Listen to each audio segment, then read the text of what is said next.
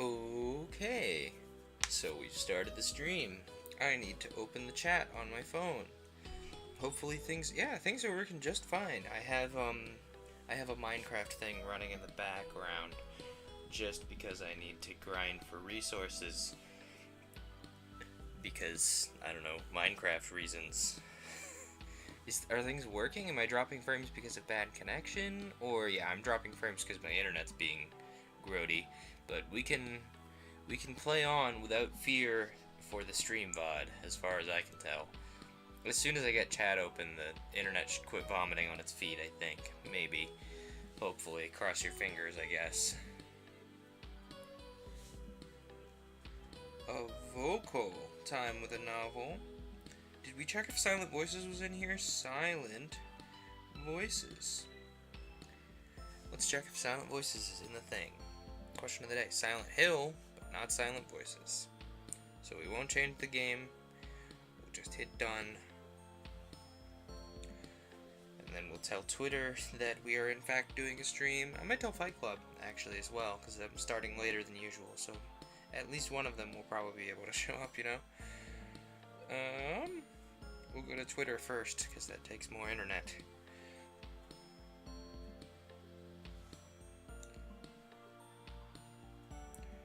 We're back with Silent Voices. Live right now.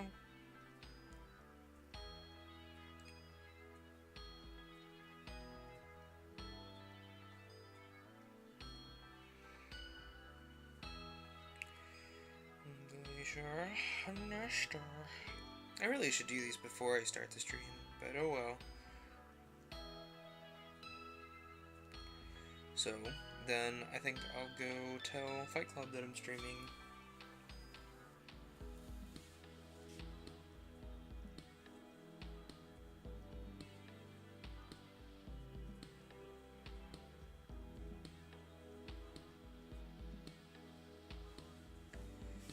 So once that sends off, we can actually get started.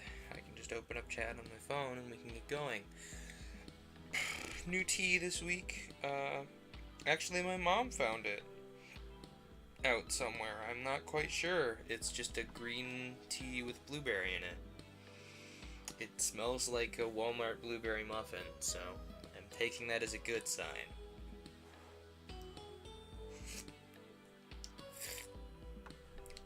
Not bad so far.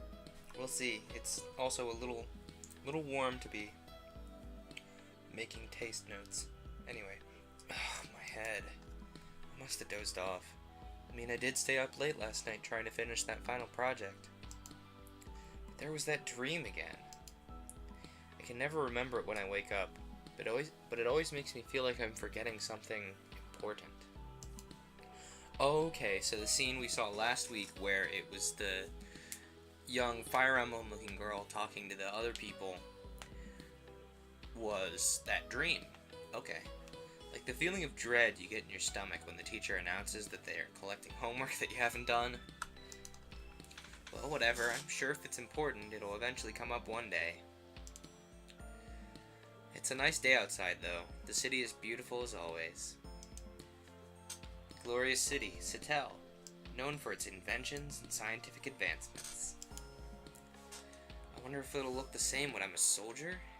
Will I even be around often enough to appreciate it? I have 2 weeks left of being a normal person, huh? Crap, I don't have time to be thinking about this. I'm gonna be late. It's my first day, too. Gotta run. I just need a toast in my mouth and I'll be the spitting image of a trope. That's wonderful. Huh, this place looks nicer than I thought. When the government got me to sign that sketchy-looking contract, I was pretty sure I was gonna have to work in some dark alley. I should go find the person in charge and... Glacier! Ow. I just heard a crack. I hope it wasn't something important. Stay with me, don't die! You know how suspicious I'd look with a dead body on my hands? Hey, where's the best place to dump a body, do you know? Ow. Oh, you're awake. You scared me back there. I was busy fashioning up an alibi for myself, but I'm glad to know I won't be needing it. Now that I think about it, running away probably would have been the smarter idea. The first person who discovers the body is always the first subject. Though they always turn out to be red herrings in the end. Emmeline, is that you? Yeah, good thing you remember my name. I was worried you turned into I turned you into an amnesiac. Man, that'd have been super bad. Forgetting memories is so cliche, you know? The last 2 or 3 visual novels I've read have been very much aware of themselves, and I love it. Not remembering anything, not your family or your name, and all the hot boys suddenly fall in love with you? Some sketchy amnesiac girl? Really? That's the best you could do? Don't worry, dear. If you turned into an amnesiac, I'd drop you from the game immediately. Thanks, Em. I can always count on you. This girl has a very masculine voice, but you know, sometimes that happens. Anything for you. This is Emily. She's 4 years older than I am, and we met in college. Despite how she looks, she's helped me out a lot in the past during my times of need, so I trust her a lot. I have difficulty connecting with other people, so I guess you could say that she's my only friend. I don't understand half of what comes out of her mouth, though, and I doubt she does either. Emily, whoa, you knocked me down. You just knocked me down. Give me a second to catch my breath before you start rambling again, okay? Sorry, I was just so excited to see you. It feels like forever since we last met up, you know? Yeah, definitely, but you were busy, right? With the hourglass experiment or whatever. So it's fine. Huh? You know about that? That's all anybody's been talking about at school. There was some serial killer going around they finally caught last week, and that the scientists were working on him to try and find some answers. Oh, is that what they're saying about it? Huh? Is that not true? Who knows? Emmeline? Hey, don't look at me. You know this stuff is confidential. Sorry, dear. I can tell you that we did catch the culprit, though, so you can sleep well at night again. Everyone was talking about it at school the week before the end of the semester. I usually don't pay attention to others, but it caught my attention. With all this advanced Italian technology around here, to have been able to kill multiple people before getting caught must mean that the guy was pretty skilled.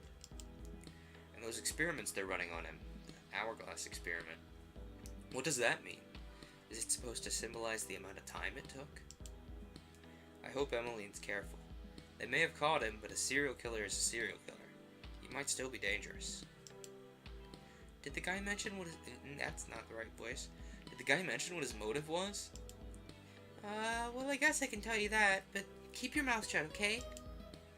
You know I have no other friends or family. Who do I have to tell? Oh dear, that got dark really fast. Well, to be honest, we're not really sure what to think of it either.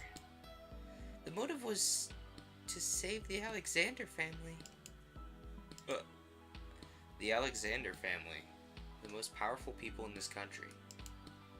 A long lineage of genius scientists who came up with the Hasbro project years ago, and they continue to improve upon it today.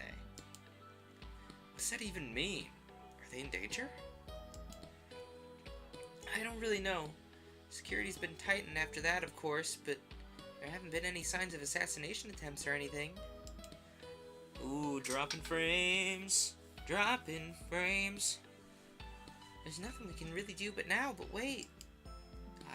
I see. Why would a serial killer need to save the most powerful people in the country? There's so many holes in that explanation, but I doubt Emmeline knows very much about it either. Well, that's all I can tell you for now. To answer your question from before, I've actually been pretty busy with this rehab center. It's nice, isn't it? It's my baby. I submitted a proposal to the government, it's been approved, so I get my very own building and my very own underlings. It's exciting stuff. Oh wow, this is yours? I always knew Emmeline was smart, but this was something else. Congrats! This is pretty legit. I know, right? I was so happy when they granted my request. So, what do you do here? I'm really curious about your super sciencey stuff. Oh, well, I guess since you want to know that badly, I have no choice but to tell you. So as you know, we have this super cool thing called the Hasbro Project. Human advancement for societal benefit and experimentation research. Gosh, that's a mouthful. Why didn't they just name it something simple like the experiment? We all know what it was referring to. Clearly, they didn't think this through. I thought scientists weren't supposed to label stuff so vaguely. So you do listen to my science rambles. Not gonna lie, I had my doubts. I was pretty sure you were just sleeping with your eyes open. No, they're super interesting, I promise. I just can't understand them most of the time and end up dozing off. Anyway, the Hasbro project genetically modifies you. If you ever wanted to be OP, well now you can. Free of charge. Well, not really free of charge, but I'm supposed to market it that way. Orders from the top, you know. It's actually pretty expensive, but it's worth it. Well, supposedly. Emmeline, I know the Hasbro project is great. You don't have to try and sell it to me. Shh, patience, dear. I'm setting the stage for our audience. It's up to characters like me to give the background premise, after all. That's my reason for existence. Oh, man. I love it. You're self-aware. It reminds me of Mai and that other... The other friend... The friend character from Romance and Dudes. Whose name escapes me because it's been a long while. Such is the tough life of NPCs. You don't have to be the NPC forever. Keep working hard and even you can become a main character. Well, I already have the power of friendship, so I guess I'm already 80% there. Does that mean I have to die to give you your tragic backstory? No thanks. That's the spirit! Oh man, I better watch my back. The Hasbro Project. The Alexander family came up with the process of human experimentation to combat the Martiscan army years ago. I'm still struggling with these names. I should have practiced. Personality, memory, and everything else is retained. The only things altered are physical abilities. Or as Emmeline likes to put it, the experiment basically maxes out all your stats. There's a long waiting line for the Hasbro project. The line is full of volunteers who wish to represent their country. I'm grateful for the experiment. My parents were both slaughtered by bandits, so I wish to avenge them one day. However, even though I've been eligible to volunteer for many years, I haven't done so. Yet. I think I'm scared of the possibility of dying. Satel is a glorious country with wall after wall of security. Outside, however, is a different story. There are the Martascans, wild animals, and bandits who have lost their homes. Why do I have such trouble with these names? Goodness. I read high fantasy all the darn time. I could die. To be scared by such things, does that mean my resolve is not firm enough? Does that make me weak? So as you can see, we're in a clinic of some sort. I call this Emmeline's Super Duper Rehabilitating Therapy. That's real original. Thank you. I stayed up all night yesterday trying to see if I could think up the most cringeworthy name. I'm glad you appreciate it. You really hit the nail on the head, though. And who's this therapy for? Did you mean Super Duper Rehabilitating Therapy? Who's this super rehabilitated? Is Super Duper Rehabilitated Therapy for? Oh, I thought you'd never ask.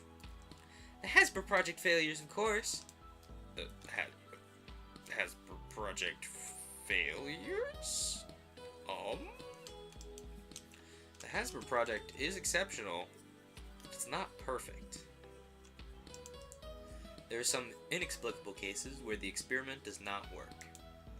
Scientists have tried for years to see what causes immunity to the process, but they haven't been able to discover anything. As such, people with immunity are released back to their daily lives, but they're often shunned by society. In Satel, there's nothing more useless than a citizen who cannot serve their country. You want to rehabilitate the failures? To make it so that their experimentations work? Oh, please, no. I'm not a miracle worker. Here at Emmeline's Super Duper Rehabilitating Therapy Center, we hope to offer 14-day periods where physical and mental therapy are given to restore as much normalcy into their lives as possible. We accept all affected by the Hasbro Project, whether directly or indirectly. We're old farts over here, though, so we don't keep up with those youngster trends these days. That's where you come in, a refreshing dash of youth. If you're old when you're 23, then I'm doomed, because I'm old in 2 years. No, 3 years, sorry. Time is hard. While we're working their bodies back into shape, you provide the necessary human interaction and comfort that the subjects need. As you might know, society doesn't take the failed subjects very well, so many of them live in fear and seclusion. So we hope that with you here, we'll be able to open some of them up and look past this failure to continue moving forward.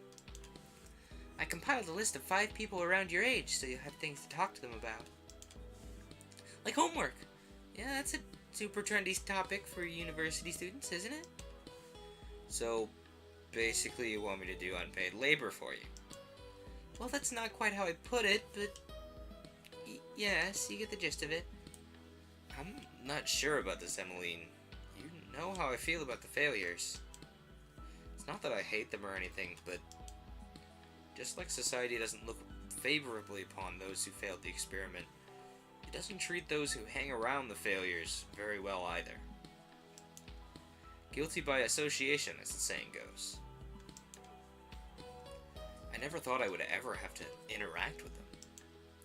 I do, and you know I wouldn't have asked if I didn't think you could really help. Besides, maybe you'll learn something new from them. You wanted to volunteer for the experiment, didn't you? Maybe you'll figure out what not to do in order to avoid becoming one of them. Please? Okay. Okay. These are 2 different okays, so I just have to assume one of them is in a different tone of voice. Okay, or okay. Sorry for manipulating your answer choices like that. It's not like I ever had a choice in the matter anyway. I know how stubborn you are. Don't be like that. You'll be thanking me for this by the end. This is really, sharp-witted. I like it. Who knows? Maybe you might even become friends with some of them.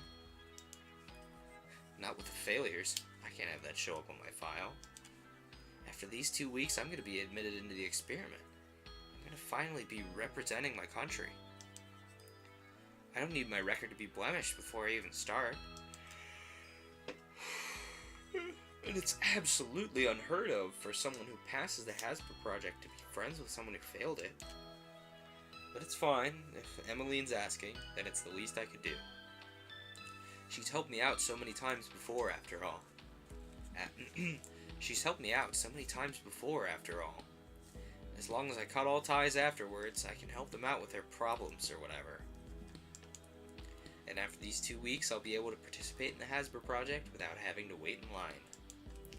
I've been on the waiting list many times, but I always end up dropping out before it becomes my turn. If I complete this, the process will be automatic. It's the push that I need. There won't be any room for my self-doubt. Oh, you can do whatever you want in your free time, by the way. You're not required to spend all your time with the subjects after all. Go out and enjoy your youth. It only comes around once. By the time you get as old as I am, you'll wish you got out more. Nowadays, my muscles won't even cooperate with me. My mind tells my body to do 100 push-ups, but my arms say no. Emmeline's only 4 years older than I am, but she already has her life together. She knows people in high places and has access to all the resources she needs. She devotes all her energy into making Satel a better place. She's directly connected with the scientists of the Hasbro Project, the most influential people in this country. She even has her very own building, and she's using it to rehabilitate the failures. She's amazing. I hope that when I'm her age, I'll have accomplished just as much as she has. Well, I guess you should go around and meet them? They're all in their rooms, so go introduce yourself and talk to them for a bit. Come back after you're done and let me know which subject you want. It feels kind of like I'm picking a pet.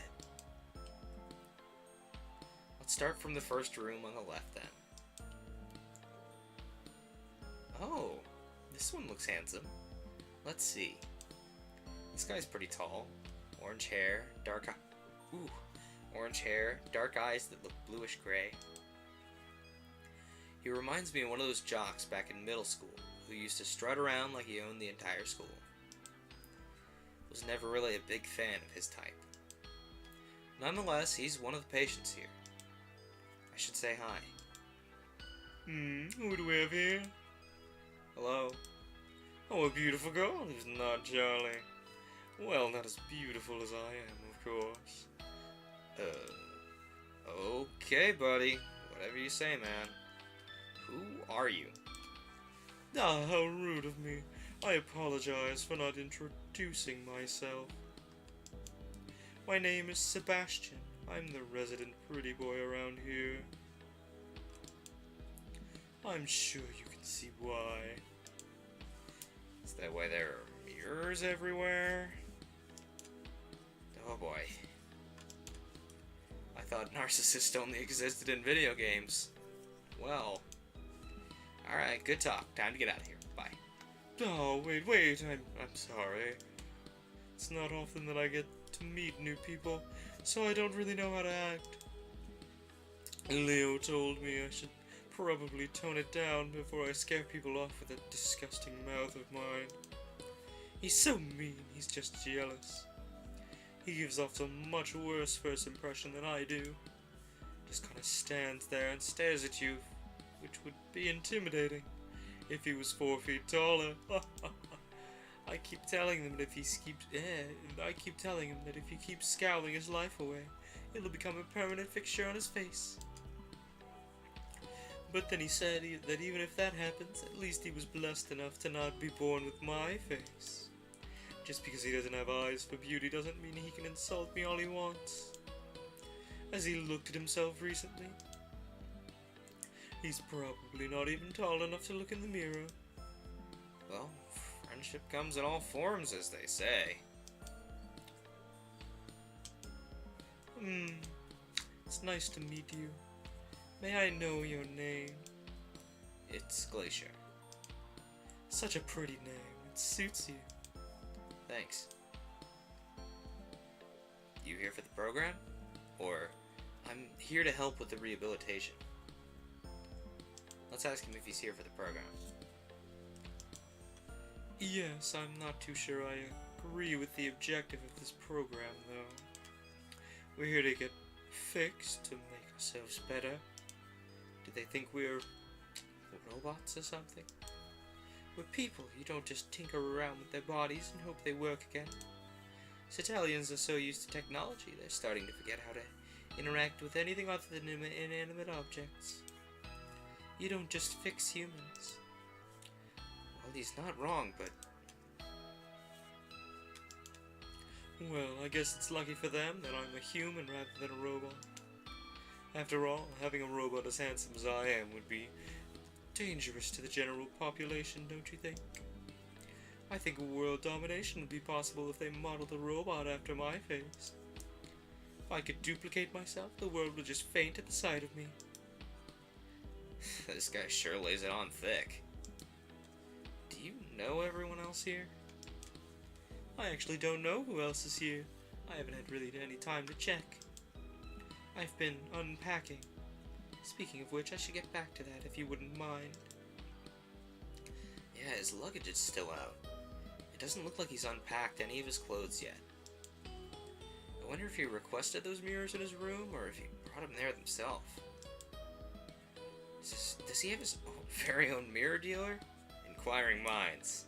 They want to know. I'll leave you to it then. Thanks. That's not this person's voice. I look forward to seeing you around here more often. Emmeline stuffed this tablet thing in my hands before I left. Apparently it has super duper hot takes, written by yours truly. Alright, let's see. From Emmeline's data. Patient number 1. Sebastian, 20 years old. Likes steak and dislikes cursing. Currently living with his single mom. is kind of a mama's boy. Kind of a weirdo, don't you? Kind of a weirdo, don't you think? I can't talk to someone who just compliments himself all the time. He just seems so shallow, you feel?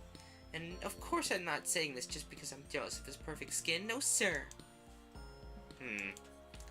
Her words, not mine. It has him marked down as a foreigner. I wonder what this means. Well, it probably means he's not originally from Satel, dude. On the triangular continent, most people live in one country for their whole lives. It's hard to move around with tensions rising between countries. Well, moving on. Let's try the next room. Have you ever heard of knocking? He's much shorter than the guy before. He's also kind of adorable. I think he might even be shorter than I am. Brown hair, hazel eyes, and a really irritated look on his face. Who are you? You barge in without knocking, that's the first thing you say? You're not very polite, are you? And you're not very hospitable, are you? If you have nothing to say, then show yourself out the door. I'm busy. With what exactly? Scowling out the window? I can't be bothered with the likes of you right now. Leave. What's wrong with this guy? Did he not get his coffee this morning or something? No, I should be polite. At least one of us should act like an adult. And it doesn't look like it's going to be him.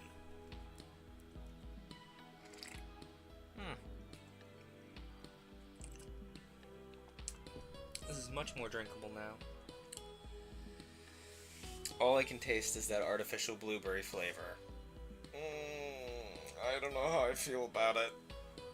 If you got rid of the artificial blueberry flavor, then it would actually be a middling green tea. Honestly. So, sorry for barging into your room without knocking. I'm Glacier. Who are you? You're really gonna make me do this? Yes, sir, I'm gonna make you act like a human being, a decent one at that. Apologies. I'm Leo. Oh, the infamous Leo of Sebastian's nightmares. He does wield one mean scowl. You don't need to remember it. I don't plan on meeting again. I feel like we're going to get along just fine. Yeah.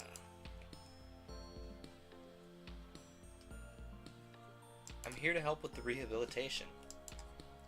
I figured. The way Emmeline was talking, I knew it had to be something like this. She always does unnecessary things. Thinks she knows what's best for everyone, even though she's just sticking her nose where it doesn't belong. She keeps doing it even though I've told her numerous times just to mind her own business. Do the two of them know each other? But Emmeline only knows scientists, which means... Well, whatever. For the record, if you were planning on choosing me as your patient, don't waste your time. The only reason I'm here is for Sebi. I knew he wouldn't come if I didn't sign up with him. Well, you seem like a good friend. Are you deaf? How did you come to that conclusion? Well, you're here for someone else's benefit, aren't you? I'd say that's pretty nice. One look at you just screams BFF, you know? It is kind of selfless. I don't know if I would have done the same thing, even for Emmeline. That's a lot of books over there. Are they all yours? Must have been a pain to get them all in here. Would have been much less of a pain if Emmeline had actually helped out instead of just standing there and laughing. Well, that sounds like Emmeline, alright. Wow, those are huge. Don't touch them. Goodness gracious, calm yourself. Okay, I won't. Are these all textbooks? Do you actually read all of these for fun? Don't you fall asleep trying to read these? I find them kind of boring. Isn't that just because you're too stupid to understand them? Hey, I'll have you know, I graduated.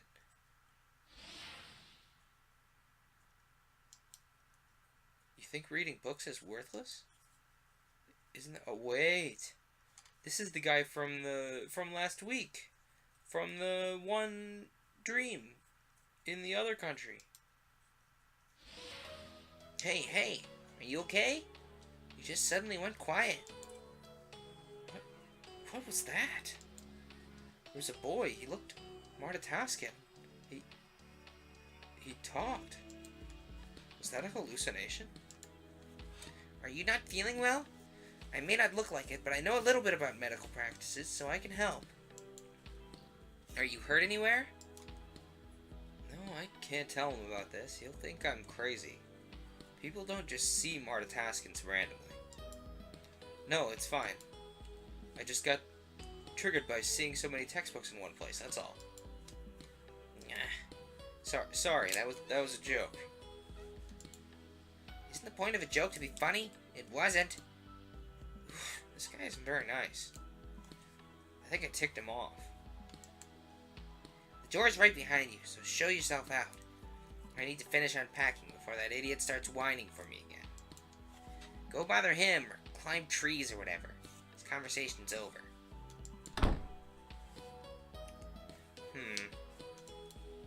I wonder if I should tell Emmeline about what I saw? I feel like she'd get way too excited and try to run experiments on me. Maybe I should keep it to myself for now. It was probably just a one-time thing, and I'd focus on this rehab program anyway. Yeah, that sounds like a good idea. Alright, back to Leo. Let's see. From Emmeline's data. Patient number 2, Leo, 19 years old. He likes apple pie, has a brother named Theo. Doesn't he remind you of a real-life human grumpy cat? He does, doesn't he? Also, please make fun of his height. It ticks him off a lot. He's so sensitive about it that it's ridiculous. It also ticks him off when you use him as a chair. Of course it does, Emmeline. That has nothing to do with height. I wouldn't be happy if he sat on me either. Everything else on here seemed to be marked as classified information.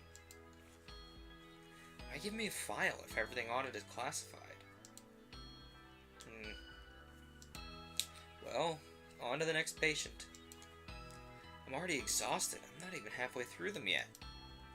They're quite the characters. I don't remember people being like this in college. But then again, I never really tried to talk to anyone either. This is the same person as the Fire Emblem girl, isn't it? Probably. Oh, a girl! She's pretty. Red hair and green eyes. Let's hope her personality matches. Unlike everyone else we've run into, who've been adorable and then they open their mouth and they're gross. Like the last 2 patients, that was how they were. The first one was like, ooh, I'm into myself. And then the next one was snot. Maybe this one will stay cute. I wonder if she has any relatives who are Martataskan. Those are the distinguishing features of people who come from Martatasko, after all. It's okay. If she actually was dangerous, Emmeline wouldn't have let her join. But it's still kind of weird. I've heard there were Martataskans like her in Setel, but I've never actually met one before. I wonder if it's hard for her to live here with an appearance like that. The only thing Setel hates more than Hasbro project failures are, well, Martataskans. Hi, my name is Glacier. I'm happy to see that I'm not the only girl here. I don't really care either way. Oh, it talks. Who's ringing my phone? What's your name? Well, Charlie. Let's ask her why she's here. Why are you here? My brother coerced me. Your brother? Yes. This is mildly uncomfortable. Do you know anyone else here? My brother. Oh, your brother's here too? Unfortunately. Oh. Okay. Nice talk. Excuse me. She just left? Well, no point in staying here anymore then.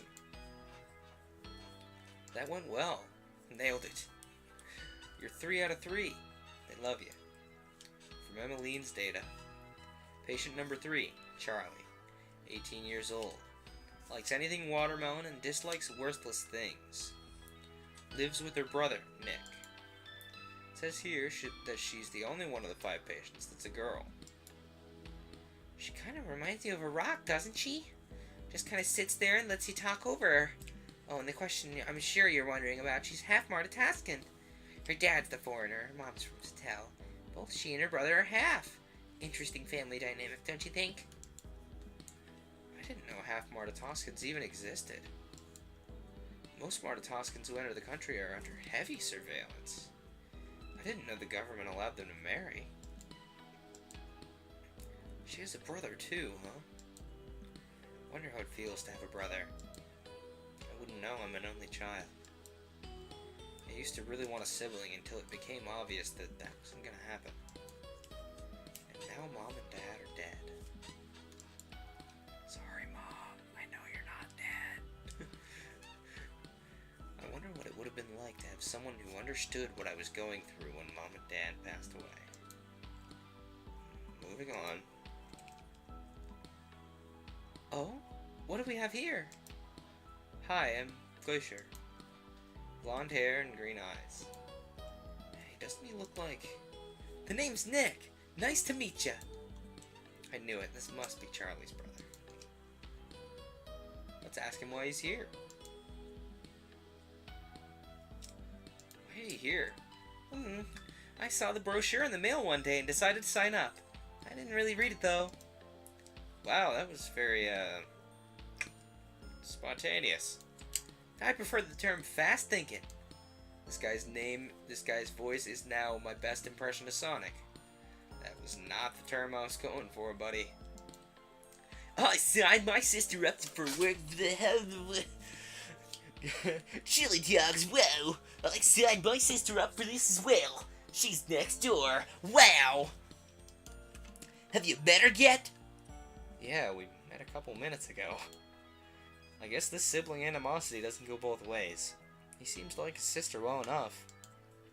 I see. Then I have to give you a warning now. Whoa! Even though we just met, it's never too early to start being careful. I'm sure you understand. No. I don't. Not really at all, actually. What are you talking about? Warning for what? Listen up, okay? I'm gonna explain this to you right now. What's he on about? If you have any intentions with her, you have to get through me first. Whoa! Charlie's too perfect to hang out with people who have impure motivations. She's so nice, people can take advantage of her kindness. She never says no to people, even when they're clearly not good people. That's no good. Oh gosh. Is he that type of character? Do these people actually exist in real life? That's why it's up to her brother to scare off any potential dangers. It's hard work, but it's work I'll happily do if it's to protect her virtue. Do you understand now? She must be protected at all costs. There are a lot of evils in this world, monsters so evil you wouldn't even believe. I've seen things, terrible things. I'm beginning to see why Charlie is so hostile towards him now. People try to get close to her, which I understand. Charlie just has this charm about her that makes everyone want to go talk to her. Wow! But that's also really troublesome. What if one of them tries to harm her? I have to be on the lookout all day. Whoa! Better go fast. Honestly, it's super suspicious when anyone tries to talk to her. Are they trying to steal her away from me? Are they trying to monopolize her? Charlie's still too young for marriage. In fact, she should never marry. This marriage is no one is good enough for her. He's still going. Has he paused to take a breath yet? I sure haven't. I don't think he has. I can't believe that creep signed up here as well. And to make things worse, he's only 2 rooms away from Charlie. Only 2! 10 wouldn't even be enough. What if he decides to do something to her while I'm not looking? He needs to keep his disgusting hands off of her. I have no idea what he's talking about anymore. 2 rooms down, is he talking about Sebastian? I feel like he'd be more interested in himself, though. With all the mirrors and whatnot. Hey, do you think I should stand outside a room and guard it every night? I don't think that's a good idea. Well, maybe you're right. Charlie always gets upset with me when I do things like that. But she also looks so cute when she gets upset.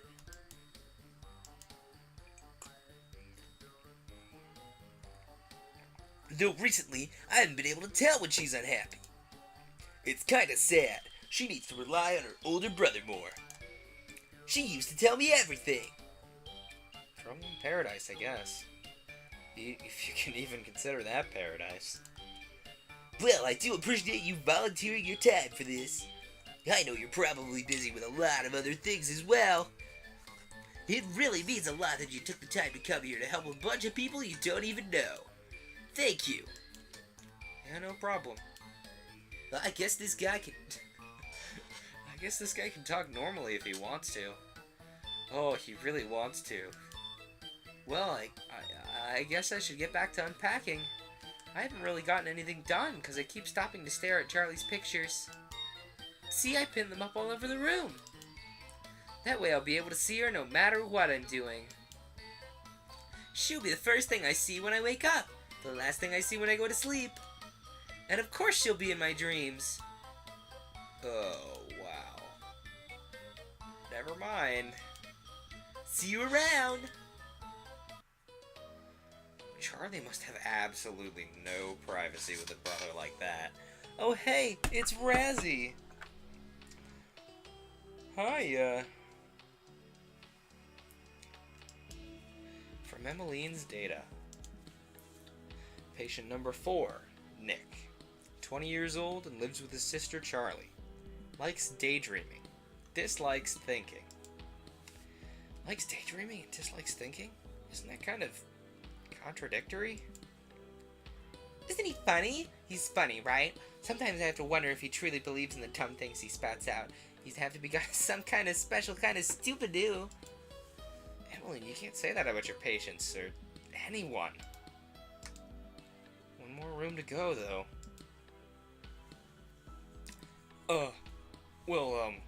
Let us say, did you need something? This guy kind of looks like Phoenix Wright. Black hair and glasses. Glasses? Black hair and glasses. His posture's awfully rigid. I'm Glacier. I'm here to help with the rehab.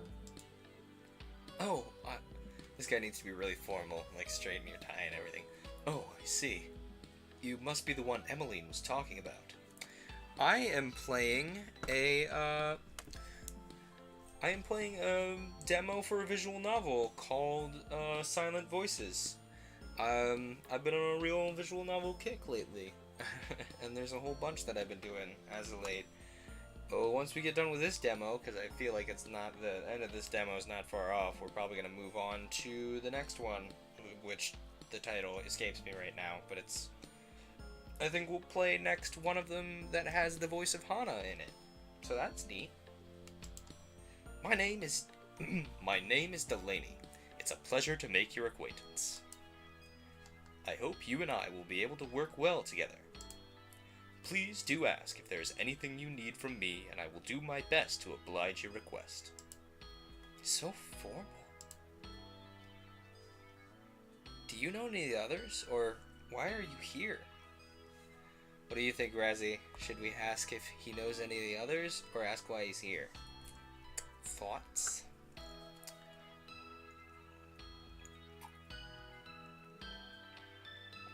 Also, the tea I'm drinking is some green blueberry tea bag tea that my mom found.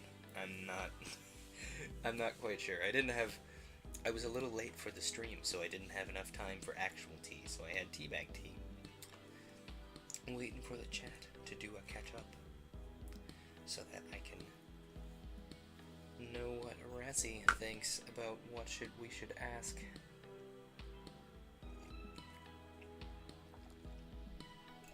Hot dang, stream delay takes forever.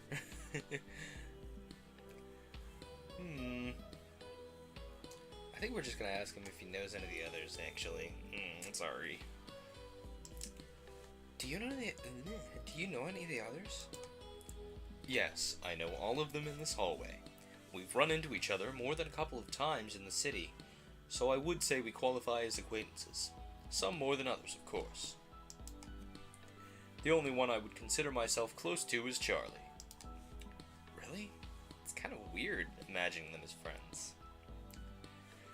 Oh good, you wanted the first one. Phew! Because I picked the first one.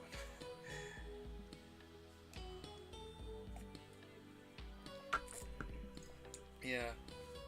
This tea's a little cheap, though. It's not dreadful. It's just I have better. It's like by a brand called Tea of Life. I don't know. I'm just spoiled and I have lots of loose leaf tea, you know. So, high quality standards and all that. They seem quite different. Sebastian is also fun to hang around, but we don't talk very often. I do not think he likes me very much. The other two were fine, but I would prefer... The other two were fine, but I would prefer if they remained far away from me. A couple of cities away would be nice. That doesn't sound fine to me. Well, I don't really blame him. The other two don't seem easy to get along with at all. Tell me a little bit about yourself. Oh, me? There's nothing really impressive to tell. Perhaps, but whether or not something is impressive depends on who you speak to, and I would very much like to hear your story. Oh wow, this guy's very straightforward. Well, I guess I met Emmeline in college and we're good friends. I really like the UI design on this one, kind of that like parchment paper feel on the text boxes, and then like the character name has that really nice like transparent gradient. Oh yeah, you got new tea recently. I'm excited for you to try new teas. I haven't tried any of them from my tea box yet. I'm thinking I'm gonna try one of them after my run tomorrow morning. And like the background design in this game is really good too. Like look at this. That's really clever. I don't know. I'm talking about like 6 things at once. I didn't actually know that she ran this rehabilitation center until I got here. I'm here because the government said they'd admit me into Hasbro project if I helped out here for 2 weeks. Oop, should I be telling him that? Will it seem like I'm trying to rub it in their faces? Oh, did they? I'm a little surprised. The government does not usually grant exceptions like that, but I do not presume to know your circumstances. I wish you good luck then in your endeavors. Huh. I didn't sense any malice in his voice, just genuine support. I guess it wasn't entirely correct when they taught us in school that the Hasbro Project failures spent the rest of their lives hating society and plotting revenge. Thanks for speaking with me, I really appreciate it. You're quite welcome. I hope we can both benefit from this. If you have any questions, please do ask. I will do my best to answer. I often find it difficult to talk about myself, so I prefer when other people ask me questions, so that I can answer instead. This will be a good learning experience for me, and I hope you will find the time to be worthwhile as well. That felt like a business transaction. Anyway, from Emmeline's data. Patient number 5, Delaney, 19 years old, likes farming, and dislikes witnessing violence. He talks like some of the professors at our university, doesn't he? Actually, I don't think even our professors talk like that. I wonder if he knows how to swear. He's so stuffy sometimes. Well, he's the obligatory glasses character, so we had to include him. That was the Mai of the game. Who's writing these files, by the way. Wait, it said he likes farming? Ooh. You're gonna make some of the tea right now? Do update me on the taste. I'm always interested to hear what people think about teas. Like the florally type of farming, he likes that? That's a lot of manual labor, isn't it? Can he even lift a shovel?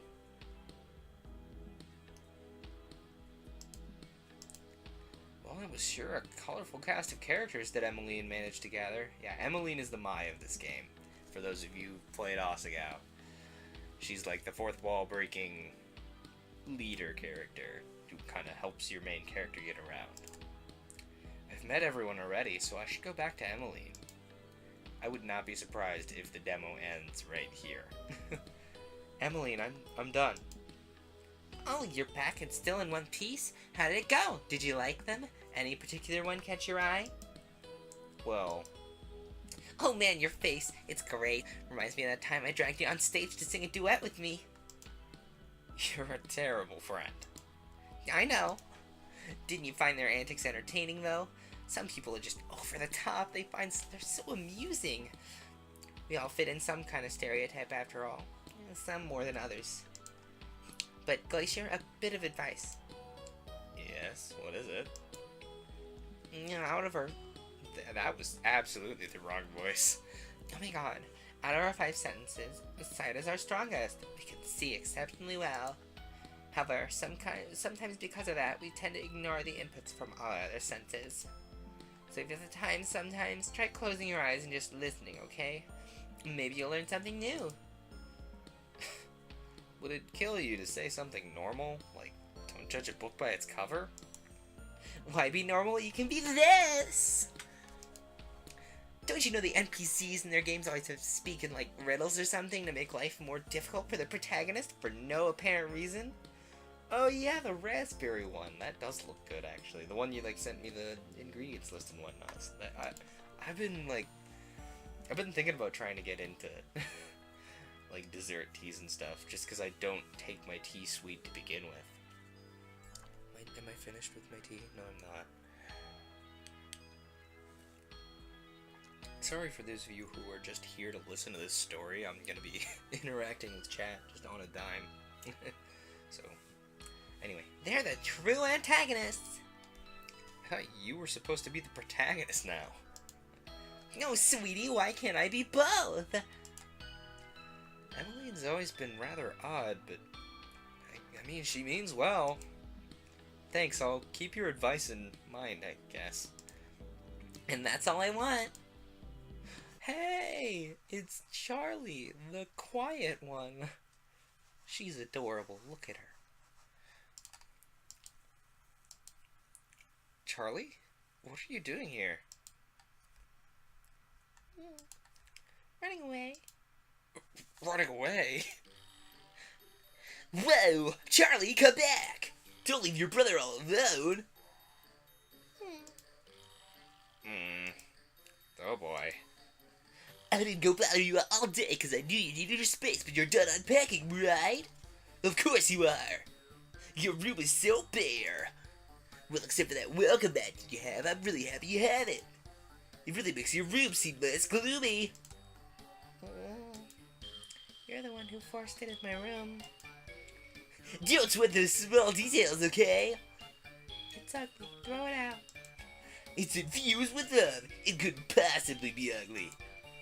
You can wake up every morning and see it and think of me, okay? I'll think of you when I step on it. Oh, man. 0 to 100. Yeah. This relationship turned out about as well as I expected. I bet you're hungry, Charlie. Let's go get dinner together, okay? You can pick whatever you want. I'm eating with Delaney. Huh? Alone? Just the two of you? No way! Don't you think that's very suspicious? You need to be careful with guys like him, Charlie. If you don't watch him carefully, he'll pounce. He definitely has hidden motivations. No, he just wants dinner. More like he wants you for dinner. Oh, Lewd! Oh, what's all this noise out here? Are these my fans? Are my fans here to see me? Does my hair look okay? Oh, who am I kidding? I always look great. You creep! He's sounding like the guy from... What's the guy's name? Shoot, the I didn't hit her guy. I can't remember what his name is. W.B. Du Bois, I think is his name. Or maybe that's the plane guy? Regardless, the guy who directs that really, like, famously bad movie. I don't care if that's what his character develops into, because he fits it. No way. Oh my gosh. No way. Nick, is that you? Wait, don't tell me you're here for the program too. Good grief, I have to deal with you for 2 weeks. Huh? It sounds like you have a problem with me. Why do you hate me so much? What did I ever do to you? Do you want the list in alphabetical order, or order of severity? Oh my gosh, it'd be the same either way, because I haven't done anything to you! Ugh. You spend all your time chasing after Charlie. It's so weird. Yeah, well, you spend all your time smiling at your own reflection, but you don't hear me bringing it up every time we see each other. Oh wow, look at those identical tick marks. That's actually pretty impressive. And besides, the only reason I'm doing that is because of sleazebags like you. Have you ever thought that maybe this was your fault? Oh, it's my fault that you're so weird, No, but it is your fault that I have to watch Charlie all day. If I don't defend her virtue, who will? I don't need anyone to defend me. Let's make a deal. You stay 100 feet away from Charlie at all times and I'll stop bothering you. I have an email. It's not important. What kind of stupid one-sided deal is that? The one who should be staying away from her is you.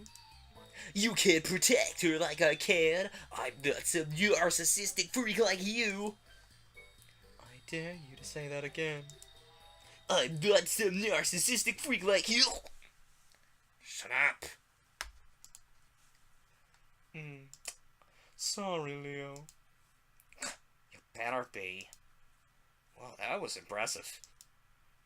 I guess having a scary, glowering face does come in handy sometimes. This Leo guy on the left, it might be because I just read, like, all of Heroes of Olympus in, like, a week or so. But he reminds me of Nico from Percy Jackson and Heroes of Olympus a little bit. Yeah.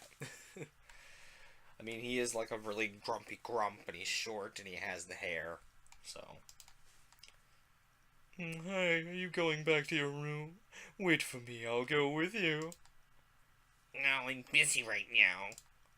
Really? Busy? We both know that you're probably just making sure your textbooks are in alphabetical order. One narcissistic comment from you and I'm kicking you out. You know me so well. Hey, are you feeling better? Wait, is he talking to me? Yeah, I'm fine now. Okay. Huh. Maybe I misjudged him a bit. Well, I guess I should... Excuse me. Pardon me. That came out sounding more like the handsome voice. Excuse me. Pardon me.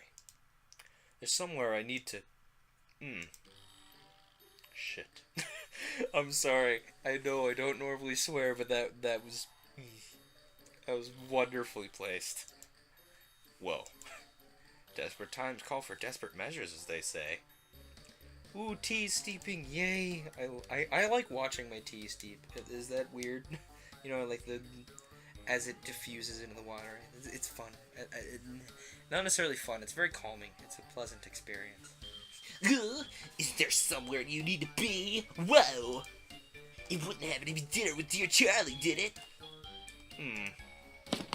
Wow, that guy's unexpectedly fast. Whoa, hey, come back here, I'm not done with you yet! Freedom. Thanks, Delaney. I'll meet you at the restaurant. Well then. So, what did you think? Big happy family, right? Yeah. Sure. Oh, don't give me that look. It'll be a lot of fun, I promise. Emmeline, you read lab reports for fun. I'm not sure we enjoy the same things. Cut them some slack, okay? No matter what they tell you, they're all here because they chose to be here. They weren't satisfied with themselves, so they came here to change. That's admirable, don't you think? They weren't satisfied, so they came here to change. I'll do this seriously then. If they're trying to make an effort to improve their lives, then I'm going to respect that. And somewhere along the line, maybe I can change too. Maybe I can be braver. Then I'll choose. 1 week ago. Oh, time skip. The hourglass experiment. Someone is stirring. Where am I? I can't see anything. My hands, they feel as if they're bound to something. I can't move my arms at all. Some kind of rope? No, it feels like metal. I can wiggle my feet if I try, but they're bound in place too. There's something heavy on my head. A helmet? Why? No, first, the more important question is, who am I? I can't remember anything. I don't know my name, I don't know my background, I don't know how old I am. I can't even remember what I look like. It's no use. Nothing's coming back to me. It's all just one blank slate. I don't remember how I got here either. In fact, I don't remember anything about me. I still remember useless things like the multiplication table. I still remember language. I know basic facts, but I don't remember anything about myself. My whole body feels sluggish. My muscles feel sore. Even if I could get these restraints off of me, my limbs aren't exactly cooperating. My head feels really weird. Have I been drugged? No, I told you. There was activity shown on the monitor. She's definitely awake. Let me in. I want to talk to her. I've waited long enough. Do you know how important she is? There's a voice outside the door. So I'm in a room, and I guess I'm a girl. Hi, sweetie. You're awake. How do you feel? Not very great, I presume. Well, we did just crack your head open after all. Overly cheery. Worth.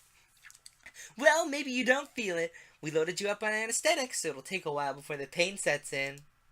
You what? You cracked my head open? Yep. There's something we needed to get from inside your brain.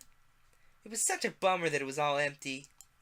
Oh well, didn't really expect much else, so it wasn't really a surprise. But it was very impressive. I've never seen anything like it before. Completely emptied out. I'm kinda jealous. I wish I was talented enough to do that. Are you talking about my memories? Who knows? Can't be giving away all my secrets right now, can I? Oh, don't give me that look. Fine, I'll dangle you some information. Would that make you happy? Would you like to know about yourself? How about your background and your family and your occupation? What about your preferences and hobbies? Or maybe the husband you have waiting back home? Not gonna talk anymore? Boo, you're no fun. Well, it's about time anyway. They're beeping at me from the outside the room. Unfortunately, we'll have to safe date you again. Can't have you awake when we're running tests on you, you know? What are you guys trying to do with me? Why am I here? Who even are you?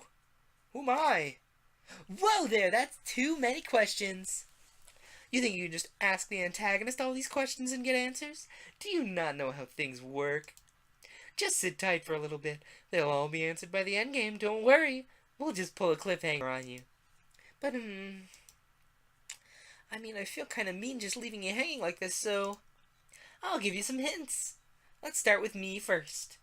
You can call me whatever cringeworthy name you want. The kidnapper, the super bad villain. I'll roll with anything, really. Sometimes my boss likes to insult me and call me names, so those are fine too. I'm used to everything and anything. It feels better when people insult you, don't you agree? You don't think so? I guess it's an acquired taste. It did take me a while to get used to it after all. Anyway, where was I? Oh yes, nicknames! The only thing you can't call me is Memory Wiper. That one's not my fault. Someone else did that to you. We're here just picking up the spoils. Any other nicknames fine, though. And as for you, well, I don't know your name either, to be honest. I met you a couple days ago, and you were already like this. We've just been calling you patient number 6. Number 6? There are 5 others? Oops, accidentally let that slip. I'm such a big dummy. Don't worry, though. The other 5 aren't like you at all. You're special. But calling you patient number 6 has gotten kind of annoying, you know? It's so long and it doesn't flow at all. Oh, I have an idea. Since you're giving me a nickname, it's only fair that I give you one too, right? What should I call you? Oh, I know. Let's go with Glacier. Oh, and so, Chapter 0 comes to a close. Chapter 0, the sixth patient. To be continued. And so the demo draws to a close. I don't know who... Marielle's probably the person who made this game. Yeah, but shoutouts to these people. Good work. Good work. Ooh, tea and pizza. Sounds wonderful. I had to go to McDonald's today for dinner. I'm a little grumpy about it. I'm sick of McDonald's. Then again, I'm sick of McDonald's if I have it one night. But I've had it for like 3, and I wanted to cook tonight, but I forgot to put out the chicken, so I didn't get to cook tonight. But anyway, shoutouts to everybody who made this. The director and the writer, Marionettes. Good work. CG artist? I don't think we ran into any CGs, but I'm sure they're wonderful, Kiramatsu. Sprite artist? Great work on the sprites, Winnetou. Seriously, good stuff. Background artists? Two background artists. Glassheart and Pham Tai Chow. Nice. DS Sans, really great work with the GUI. I had to stop and acknowledge it. Solo acapella, good work on the music. Music's always vitally important in a visual novel, so, very important. Hi guys, thanks for playing the demo and making it all the way over here. I hope you enjoyed what you played so far. This game's planned for a free release, assuming everything goes according to plan and the Kickstarter goal is reached. I don't know if the Kickstarter is still open, but if it is, I guess you can go donate. Oh hey, one of my Ingress portals I submitted back when I played Ingress is now working. Hot dang, I submitted that, like, super early on. Yeah, the park sign? I submitted that, like, in the first month that I played, and they're just getting to it now? Anyway. I don't know if that Kickstarter's open. I mean, I guess you guys could just Google it. I think the Silent Voices Kickstarter's closed, but honestly, this is another one that I'd love to play when it's fully out. The author, Tamago Buns on Tumblr and Twitter. I'll have to go tell them hello after the stream. And then she thanks us for playing. Alright, so that one seemed really cool. Let's see what we have next. We have... The tea is wonderful? That's always good. I love when tea is great. Alright, so we have... I think we have Cafe Memoria and Exogenesis, which are the 2 other visual novels that I found that have the same voice actress as Hana in it. So let me put up the VRB while we decide here. I may actually have to BRB during this, but I think I'll list you guys' choices, and then I'll be right back. So we have Cafe Memoria. Let me type these in chat. Cafe Memoria, Exogenesis. Those 2 have Hana in them. And then we have the Mishka effect. and the tomorrow's theory.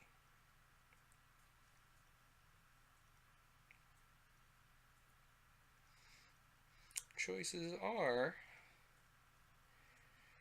So, Vote on your phones now. Just type it in chat and I'll probably take it into advisement. I'll be right back.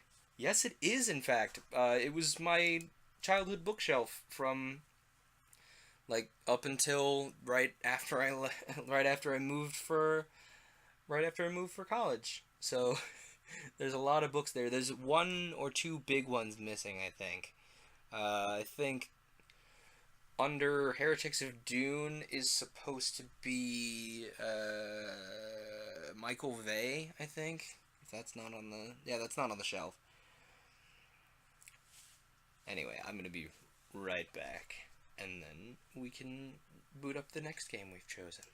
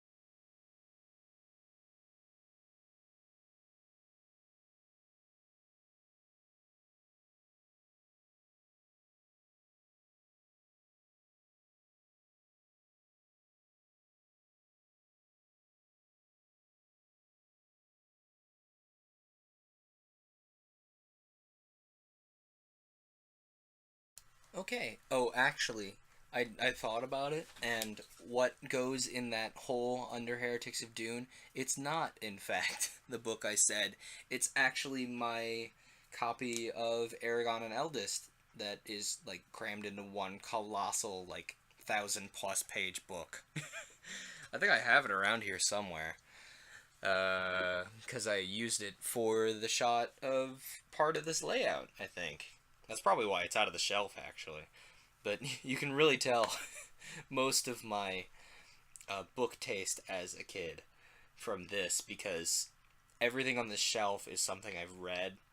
Everything on the shelf is everything I have read, and then everything I have read until around, I'd say, 8th grade, and then that's when I really got heavy into reading on my Kindle. I actually got a Kindle. My mom actually got... Oops, that was the wrong button. Let me turn off the BRB. Oh, wait, no, I need to have the BRB on while we boot up this game to make sure that things are working. But I actually had one of the first generation Kindles off the top of my head, just to mention it, because, like, my mom was awesome enough to get it for me when they first came out, because it like lasted a really long time. It lasted me 3-4 years, I think. I really wish I had that still, like, that same model, because, like, yeah, it was a little slower memory wise. Could the game boot up, please? I would like the game to boot up so you can see my lovely shining face. Oh, we'll just turn off the BRB. We can just hang out here. So this, actually, if you haven't seen this layout before, this is this is the spine of Michael Vey, like the book Michael Vey, but I edited it some to say Glacier. I built it out of the font that's actually normally on the book. I'm looking around for the spine of the book so I can show you. There it is. Ha! See? It normally says Michael Vey, but it says Glacier now. Then the actual book that's in this shot is blah, blah, blah, blah. What is the book that's in the shot? That's actually Aragon, or maybe it's Eldest. I'm not sure. Well, it's past the 1,000 pages. Oh goodness gracious! There's two of them. Yes, I do want to Cafe quit. Memoria. Oh, that sounded like Hana. A little. Can you guys see? Can you guys see Cafe Memoria? Yes, you can. The capture is wrong. Boost the size of this a tad. I'm always a sucker for. I don't know. Like I really liked Hana. The voice actors for Hana's work as Hana, so I went and looked her up, and apparently you can list visual novels on IMDb. So there was a list of 6 or 7 things that she was in. I'm like, I'll go download some of those. So I got Cafe Memoria and Exogenesis. Anyway, let's start. Who will you serve today? Anna Perova. Allow me to serve you well.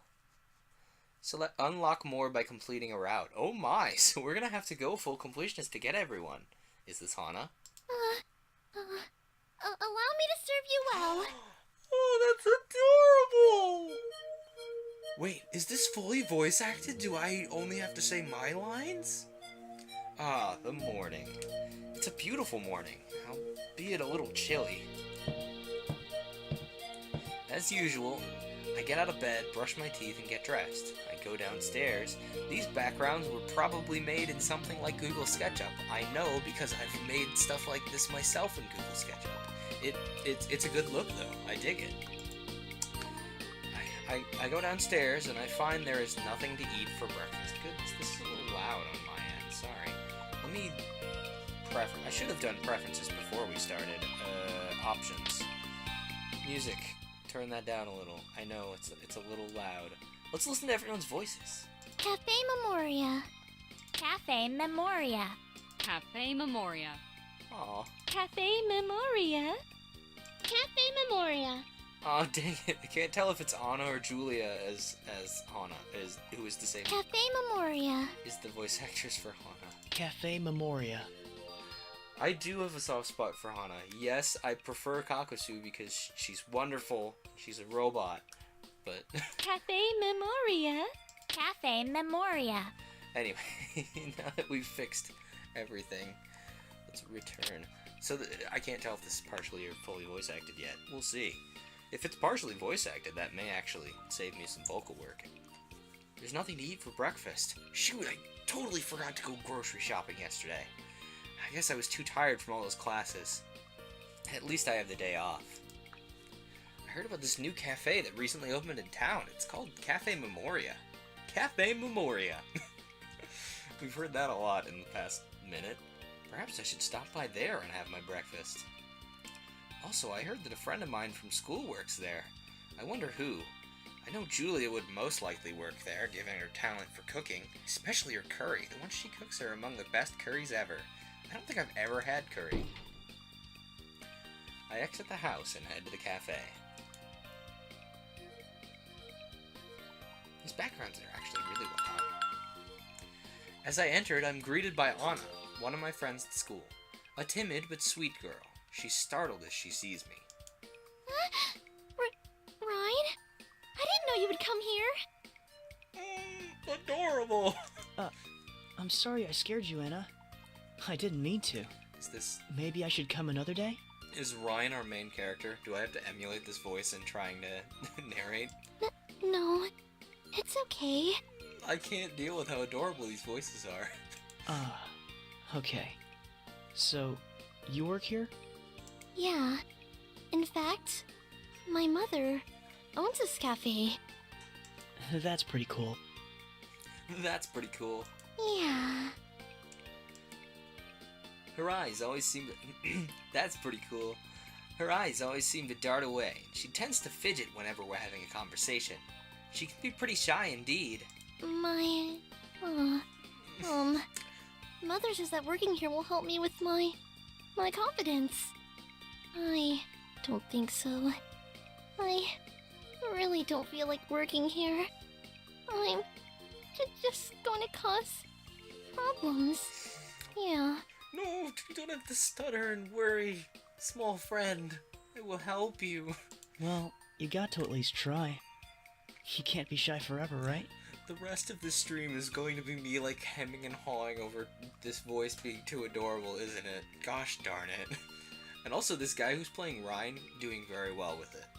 I guess it was pretty much my choice to work here, though. Hang on, I'm gonna check which voice is Hana, because it's gonna bother me if I don't. So,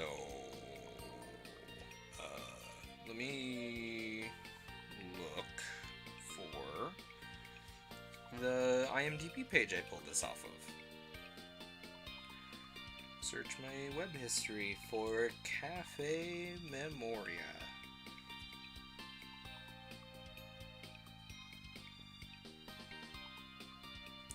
Cafe Memoria.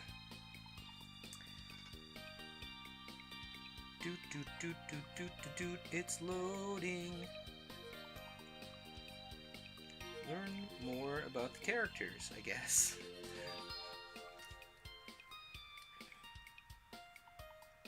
Dang it, this doesn't give me voice actor and actresses' names. Cafe Memoria IMDb, maybe? IMDb. IMBD. That's definitely what I meant to type. Good job, thumbs. 10 out of 10. There we go, Cafe Memoria. Hana's voice actress's name is Samantha Chan, I think.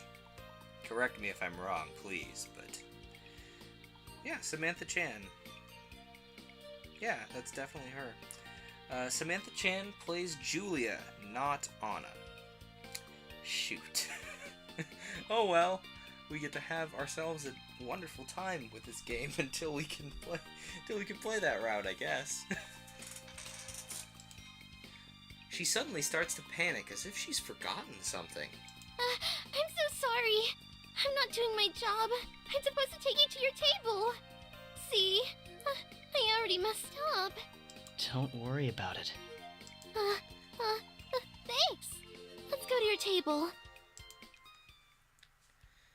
Anna brings me to an empty table. I look around the restaurant, looking at the brand new furnishings. It smells pretty fresh in here too, like a brand new car. You can tell that a lot of time and effort was invested into building this restaurant.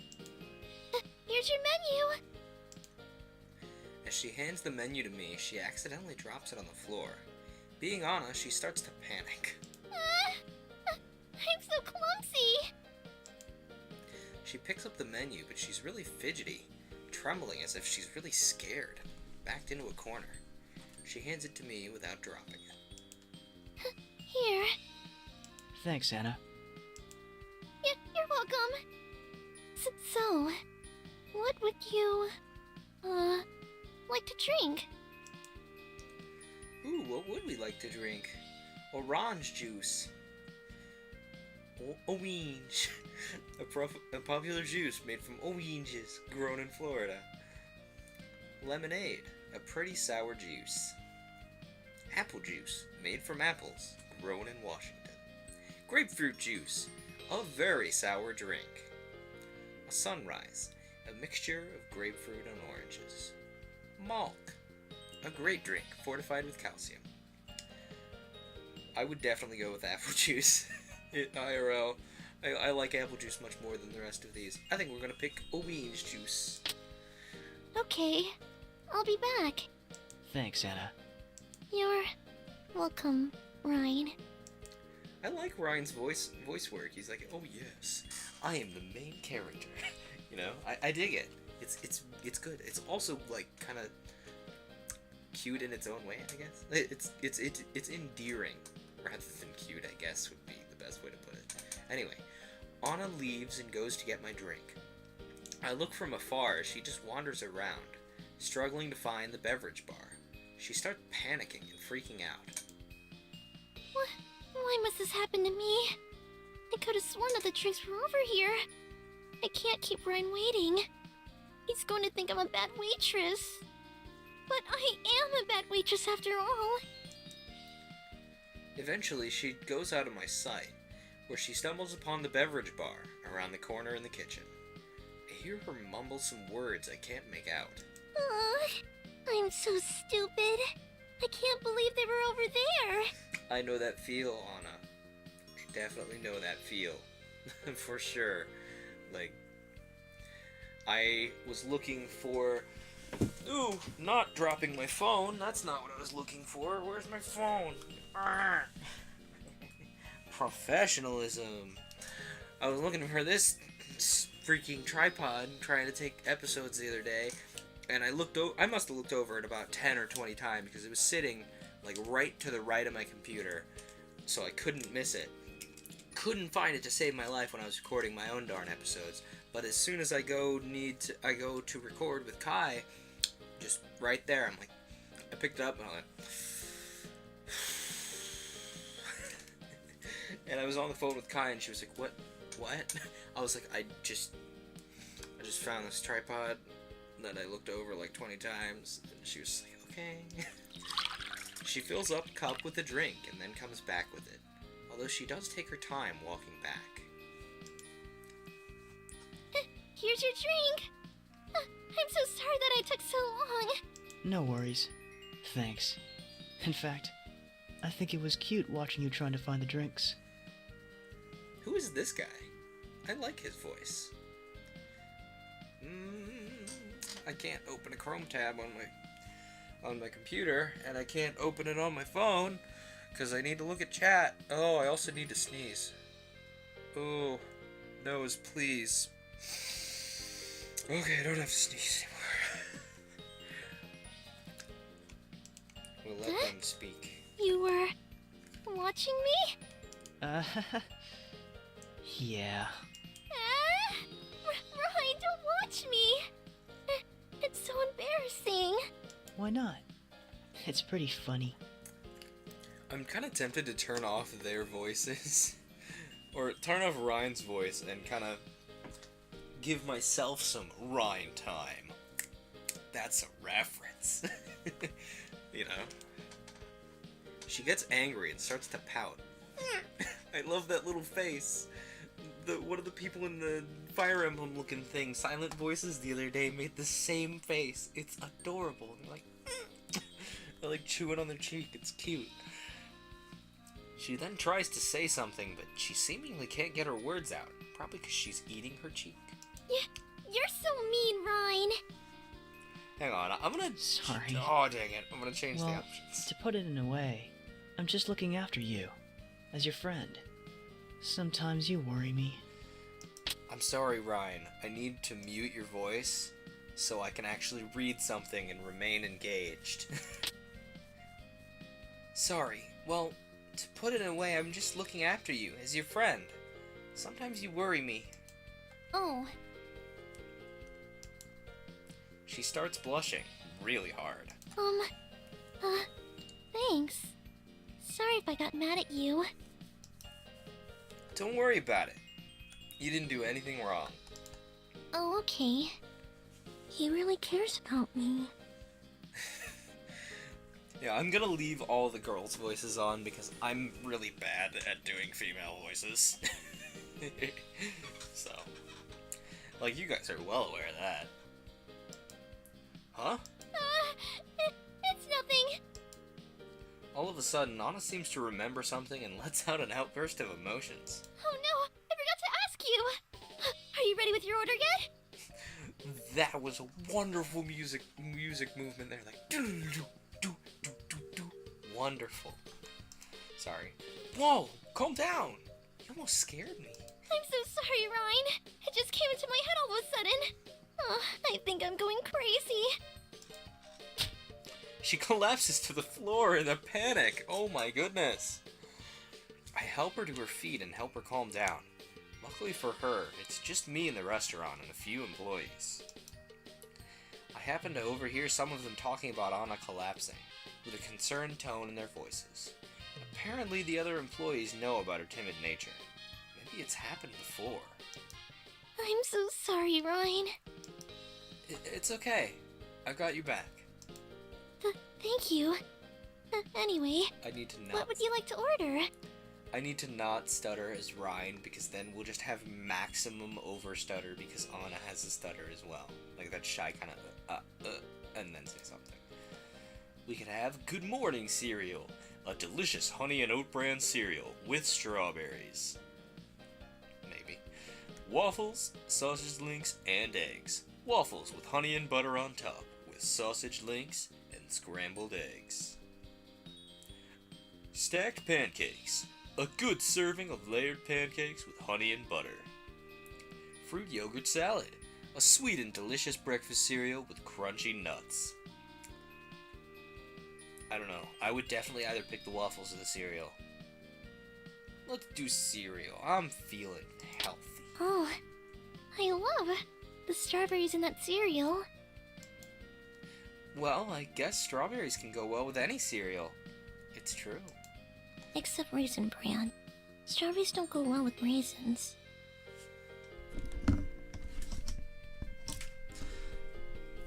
Firm disagreement? You ever tried strawberries and raisin bran? It's pretty alright.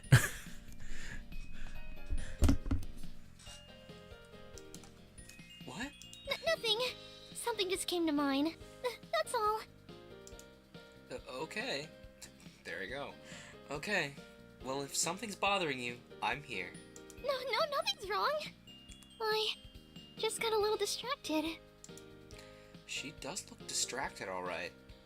Although it is pretty adorable when she's flustered. I see. Well, don't get distracted too much that it interferes with your work. Oh, try not to. Okay. I'll be back with your, food. As Anna leaves, I go on and watch her. She struggles to give the ticket to the chefs at the back of the restaurant. She just stands there, not saying anything. Eventually, she gives him the ticket.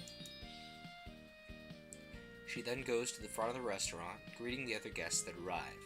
She talks to them with a nervous stutter in her voice, just as if she was talking to me. Regardless, she always stutters when talking to people. I hope that one day Anna won't be so nervous and timid. Although I have to admit, her personality is kinda cute. Eventually, the cooks call Anna over and she brings me my food. Here's your food.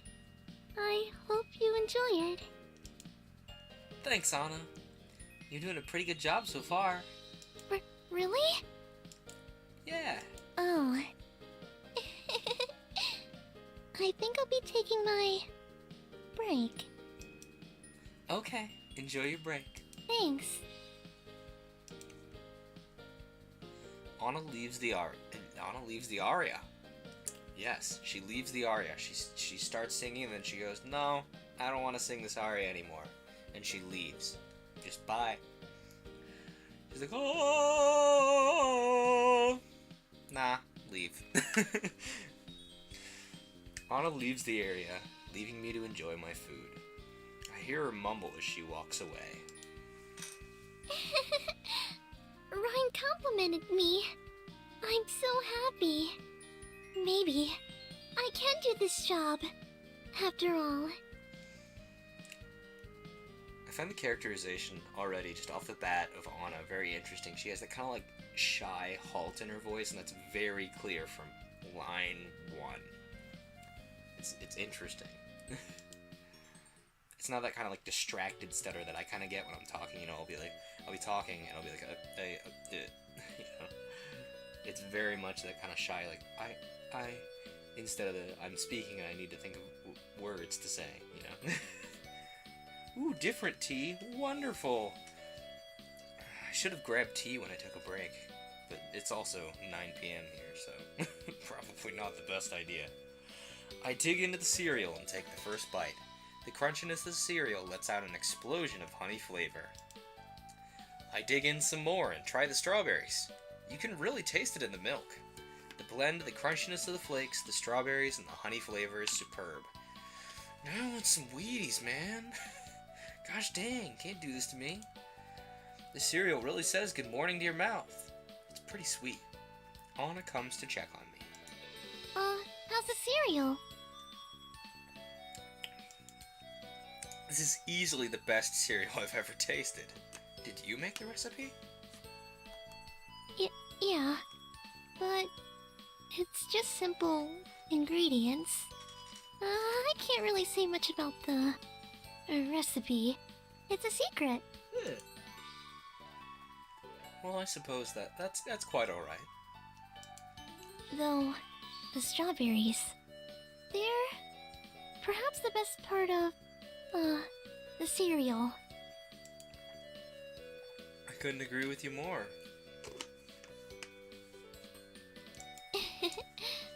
Okay. I'll check on you again later. Sure. As she leaves, she inadvertently bumps into the table, rattling my cereal bowl. Whoa!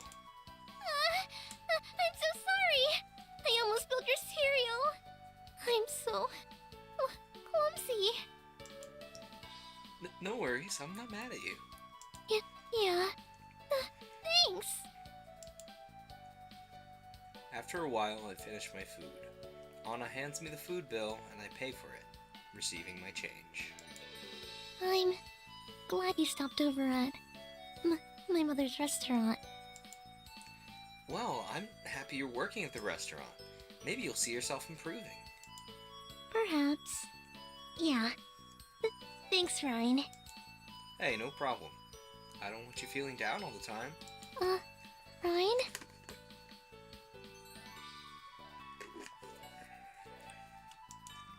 Yeah? One more thing. I'd like you to rate me. On this form. Maybe I can improve. With your suggestions. He's going to rate me good. Sure. She hands me a feedback slip filled with various items. Let's see. Giving feedback. Click on the numbers to rate her friendliness, speed of service, and food quality. Answer yes or no questions by clicking them. Type in any comments you have and press enter when you've finished. To get the best reaction, try answering everything and typing a comment. Friendliness. Very friendly. Speedy. 8. Food quality. Wonderful. Did your waitress do something exceptional? Yes? Would you like to come back here again? Yes. Did you like the waitress overall? Of course. Wait, did she do something exceptional? Well, she was kind of adorable the whole darn time.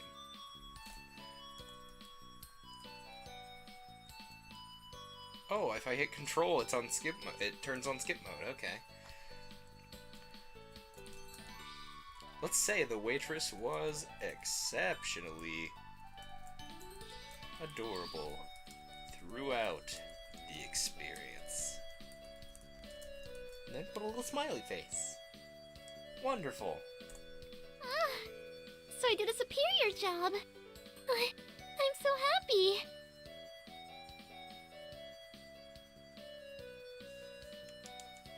I knew you did your best, Anna. Well, I didn't think I would do that good of a job. It shows that you were trying. That's what matters. I'm proud of you. Thank you. Yes. I'll still try my best. Wonderful.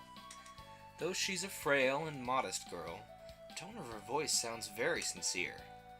It makes me happy. At times at school, she seems unmotivated because of the fear of being judged. But with the right words, she can get going. I hope she can maintain it. She can quickly lose confidence if something goes wrong. But this time, I doubt it. After raiding Anna, I take my leave to run some errands. I never thought that Anna and her mother ran that cafe. I know that Anna will take over the place one day. She may look like the timid girl she is now, but people do indeed grow. I approach the exit. Anna stops me and leaves me with some parting words. Thanks for coming, Ryan. I hope you, return soon. Thanks, Anna. Good luck to you. See you in school on Monday. You too. Perhaps I will return here to eat again. Best of luck to Anna. She's lucky that her mother is letting her work there. end Anna's route. Already? Michaela's route is unlocked. We unlocked some images in the extras menu. We might actually get Memoria. We might get to meet Hana earlier than I thought. Well, if the routes are that short. Alright, let's start. Let's speak to Michaela. Michaela Kyer. Hurry up, your food's gonna get cold. Hurry up. Your food's gonna get cold. I was nowhere near close to her voice. I've been to Cafe Memoria once, and I've decided to go there again, for their lunch menu this time. I've called up my childhood friend Michaela to see if she wants to come with me, but she's not answering. Well, I heard that she's been pretty busy lately, because she needs to get her grades up to par. She may not be great academically, but she always works hard to bring them up. If that's the case, then I understand. She's the type who doesn't like being bothered when she's focused. And if you do bug her, well, you can expect no less than a scolding. I'm done with the mall shopping, so I head straight to Cafe Memoria. As I enter there, I see Michaela, dressed up in a pretty waitress uniform. She's startled for a tick and then gives me an annoyed look. Oh, it's you. Okay. Hey, Michaela, I didn't know you were working here. Oh, how embarrassing. I never thought Rhino would see me in a waitress uniform. You do look kind of cute in it, though. Well, I suppose I do. Man, out of all the people, it had to be you who comes in for lunch. Is that supposed to be a bad thing? No, not necessarily. I'm actually kind of happy you came in. Huh? It's nothing. Come on, I'm gonna find you a table. We can't stand here all day, you know. Michaela grabs my arm and rushes me to an empty table.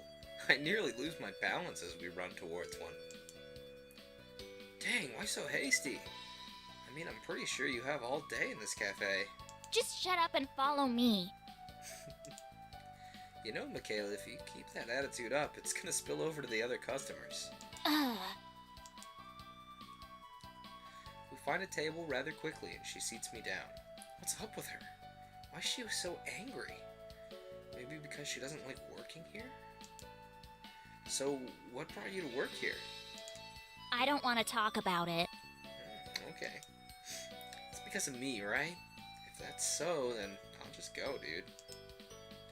All of a sudden, she starts panicking and grabs my arm. Hey, don't leave! You came here to eat, right? Allow me to take your order. What do you want to drink? What do you have? Here's the menu. Alright. She hands me the menu. In there, I see the drink selection. We got Pepsi. Wonderful. Mr. Pepper. A type of cola drink described as having a unique flavor. And Hilly Dew. Hilly Dew. A citrus soft drink. I would have went with Montagne Hasser, but, you know. I would not choose, actually, normally I would choose Pepsi, just off the top of my head, but I don't know, I'm drifting away from colas as a soda. I don't drink much soda anyway. I'll get Mr. Pepper. You have removed his doctorate, you fool. I'll have a Mr. Pepper. Okay, Mr. Pepper it is. I'll be right back. You better not leave. I did come here to eat, right? I'm not gonna leave anyway. Good. As she leaves, she gives me a glare. Man, what's up with her? It's like she doesn't want to work here, but at the same time, she wants to keep her job. Me. Even though I'm her childhood friend, I really don't know what's going on. But then again, this should be an opportunity for her to fix her attitude problem, especially with other people, not just with her friends. I watch as Michaela gets my drink with little difficulty, unlike Anna. However, after filling the cup, she just stands there. Is something bothering her? I hope it's not because of me. I swear, if I keep this attitude up, I'll be fired for sure. I need to keep this job to pay off that stupid thing. Ugh, I can't believe I inadvertently broke it. It was a freaking accident. I really don't want to work here, but I have to.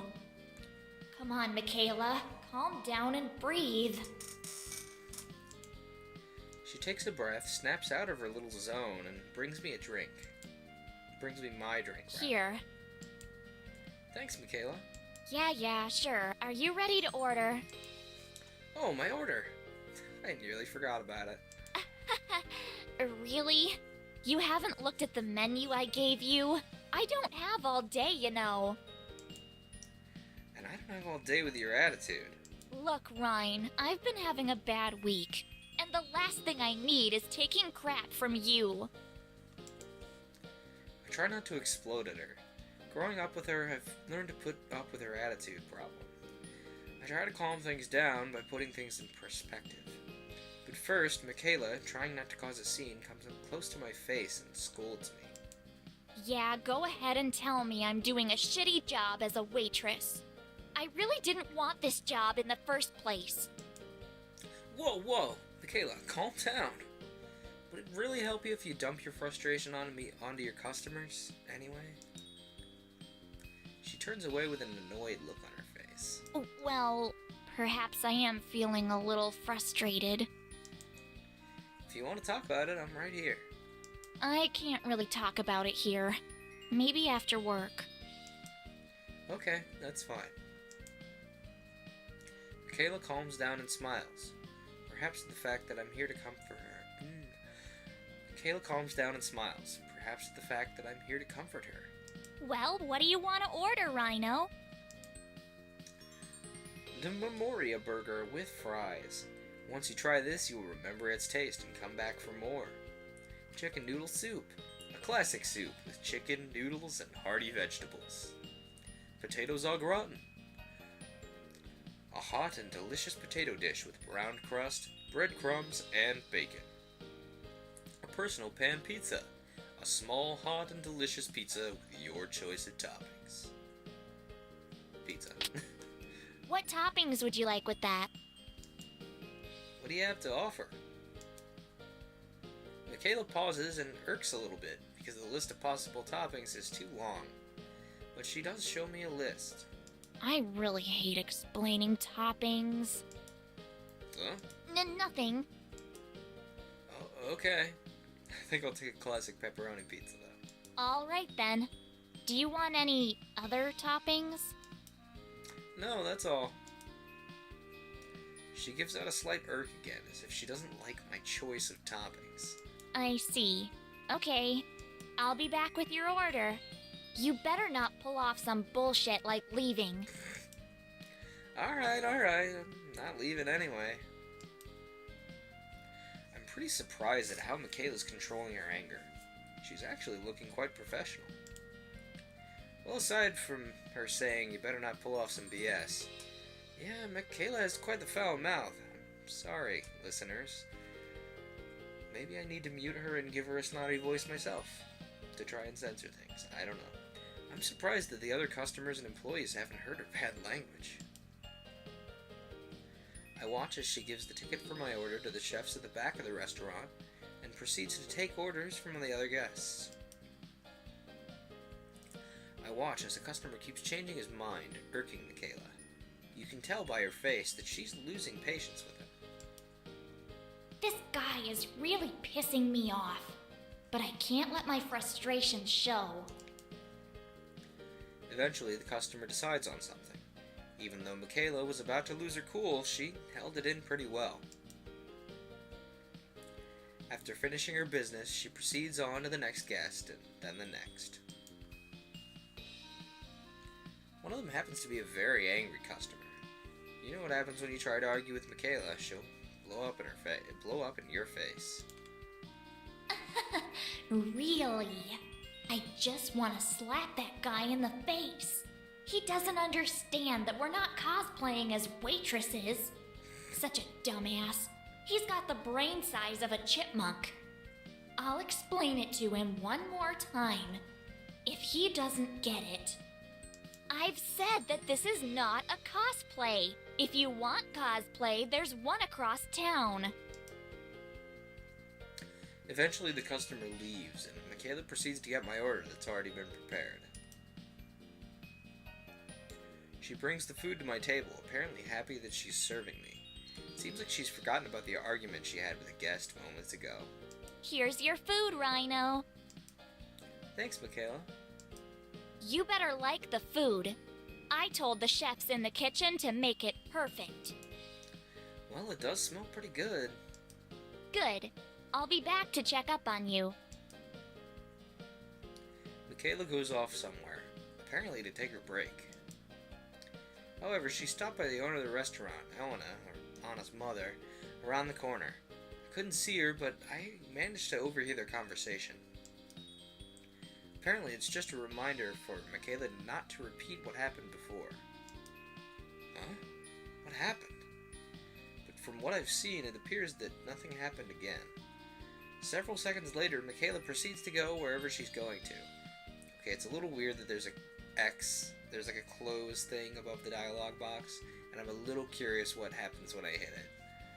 But I don't want to save. I don't want to, save, and what if it closes the actual game? No, we'll find out later. Oh, I thought I was dead for sure. Good thing I was able to keep cool. I hope she's able to keep her cool. I better start enjoying my food. I take a slice out of the pan and take a bite. The flavors literally explode into my mouth. The sauce and the pepperoni toppings along with it. And the cheese is pretty awesome too. Slightly browned, classic mozzarella cheese. Who doesn't like a classic pepperoni pizza? As I take the last bites, Michaela comes to check on me. How's the pizza, Rhino? She catches me with a mouthful of water.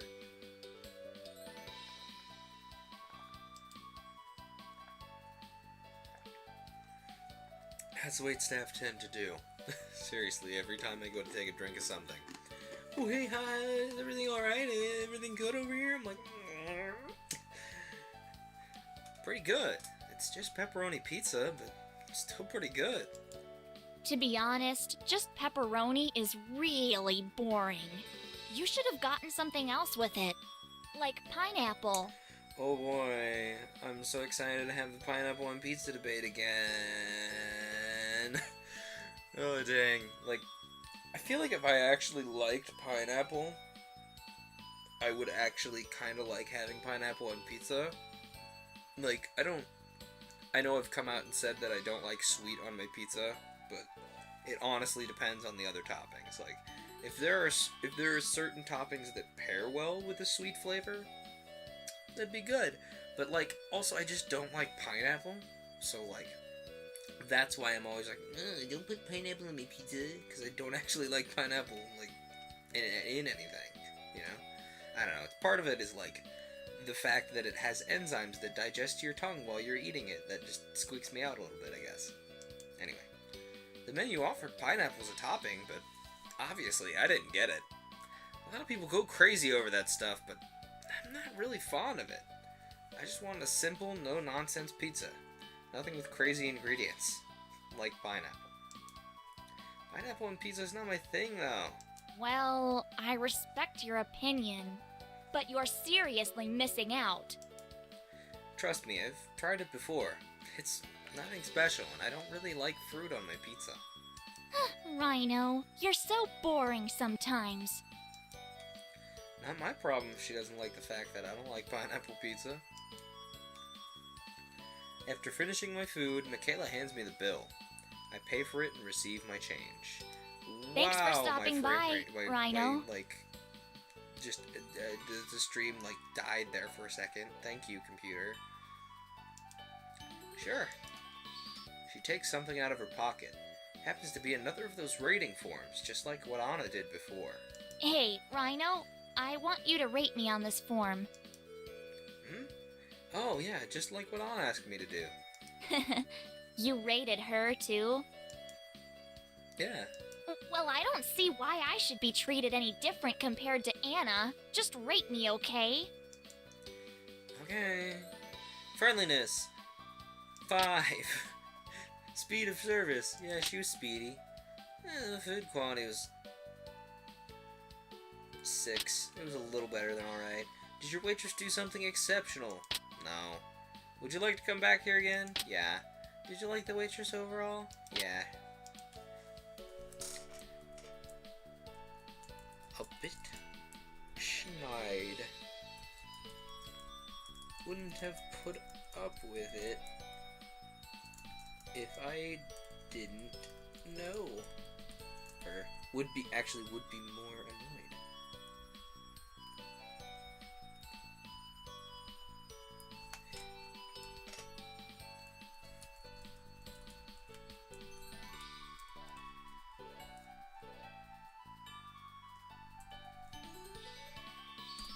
Well, I suppose I did an okay job. Yeah, you did pretty well in serving me and those other guests too. I knew you were frustrated, but you did your best to hold it in and you didn't rub it on others. It's just so hard not to let out anger sometimes, you know? I guess I have a short, temper. No worries. With time, you'll make a fine waitress. Thanks, Rhino. It can be pretty hard for Michaela to find faults in herself. Tell her she's overreacting and she'll usually deny it. It may sound cliche, but in order to improve, one has to admit that they have a problem. That's a good thing for her. After rating Michaela, I have to take my leave. Michaela may be a girl with a short temper, but it's good to see her have this job, so she can learn to control her temper when interacting with others. I approach the exit. Thanks for coming, Rhino. I'll talk to you soon. Maybe tonight. Thanks, you too. Later at night. I lie on my bed. After a long day, man, I'm so tired. Suddenly my phone rings. It's Michaela. Hey, Rhino. What's up, Michaela? How's work? It's okay. Although, I do want to tell you something. It's kind of bugging me. Sure. See, I really didn't want to work there in the first place. I happened to break my dad's computer by accident. By accident. I was using it to work on makeup assignments when this stupid spider was crawling across the desk. I gave it a good smack, but then I happened to smack the computer. It fell onto the floor, causing the insides to break. Wah, wah. Ouch, that sucks. Yeah, and now my dad forced me to get a part-time job to pay for a new one. I was so mad. Why couldn't he recognize it as an accident? Let's take note in the back there. He has 2 monitors. Just point that out. Necessary detail. Somehow I got hired. But even then, my frustration spilled onto the other customers. I had customers leave and got into arguments with them. Because of that, I was given a verbal warning not to do it again, or I'd be fired or some crap like that. And I can't afford to get fired. It really sucks, Rhino. It really does. I understand. I know you have no choice and I can't really do anything. But I can tell you for sure that I know you can pay it off. And hey, maybe you'll like interacting with people. Yeah, right. To be honest, I don't really like interacting with people. Some of them really piss me off. But then again, I just have to hold my temper, unless some idiot of a customer does something really stupid. I guess so. After her little explanation of why she's working, we have a little conversation about school, homework, and whatnot. Afterwards, Michaela has to get off her phone. Well, gotta go now. See you in school tomorrow, Rhino. Yeah, you too. Good night. You too. End Michaela's route. Tristina's route is unlocked. Unlock some images in the extras menu. Cafe Memoria. Okay, now we have Tristina Hamilton. Yeah, let's find you a table. Yeah. Let's find you a table. Oh no. Oh no, it's sassy yes. Man, I'm so hungry. Especially after school on Friday. Today was so long and uneventful. Boring, to put it lightly. I enter the house and immediately head for the kitchen. I open the freezer and find, once again, that there's nothing to eat for dinner. What am I gonna do? Maybe I'll visit Cafe Memoria. That's a pretty great excuse to go there again, anyway. I've been there twice and I saw Anna and Michaela. I hope they're doing well. Maybe I'll see them again. I head outside and walk to the cafe.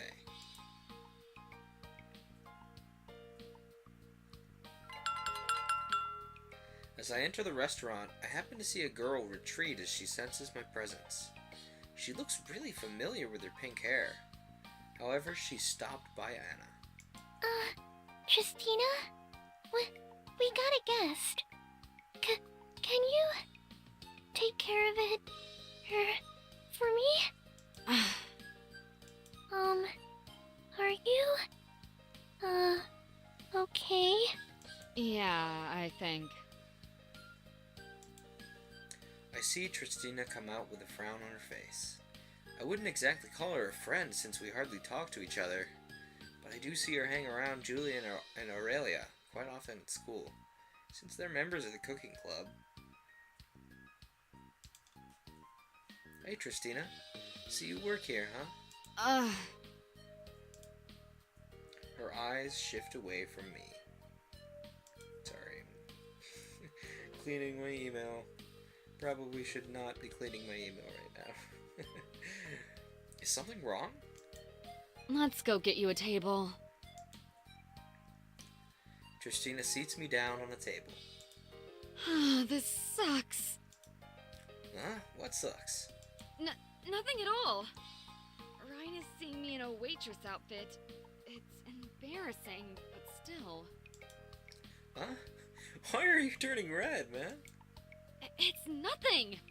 Anyway, what do you like to drink? I don't know what there is to drink since she didn't give me the menu yet. Where's the menu? I don't know what to drink. Here, and hurry up and pick your drink. I'm waiting.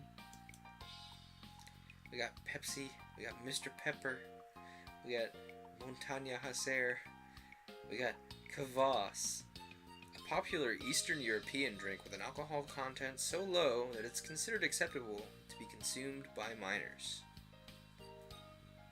Well, I don't know what this is, so I'm gonna pick it. What's this Kvass drink?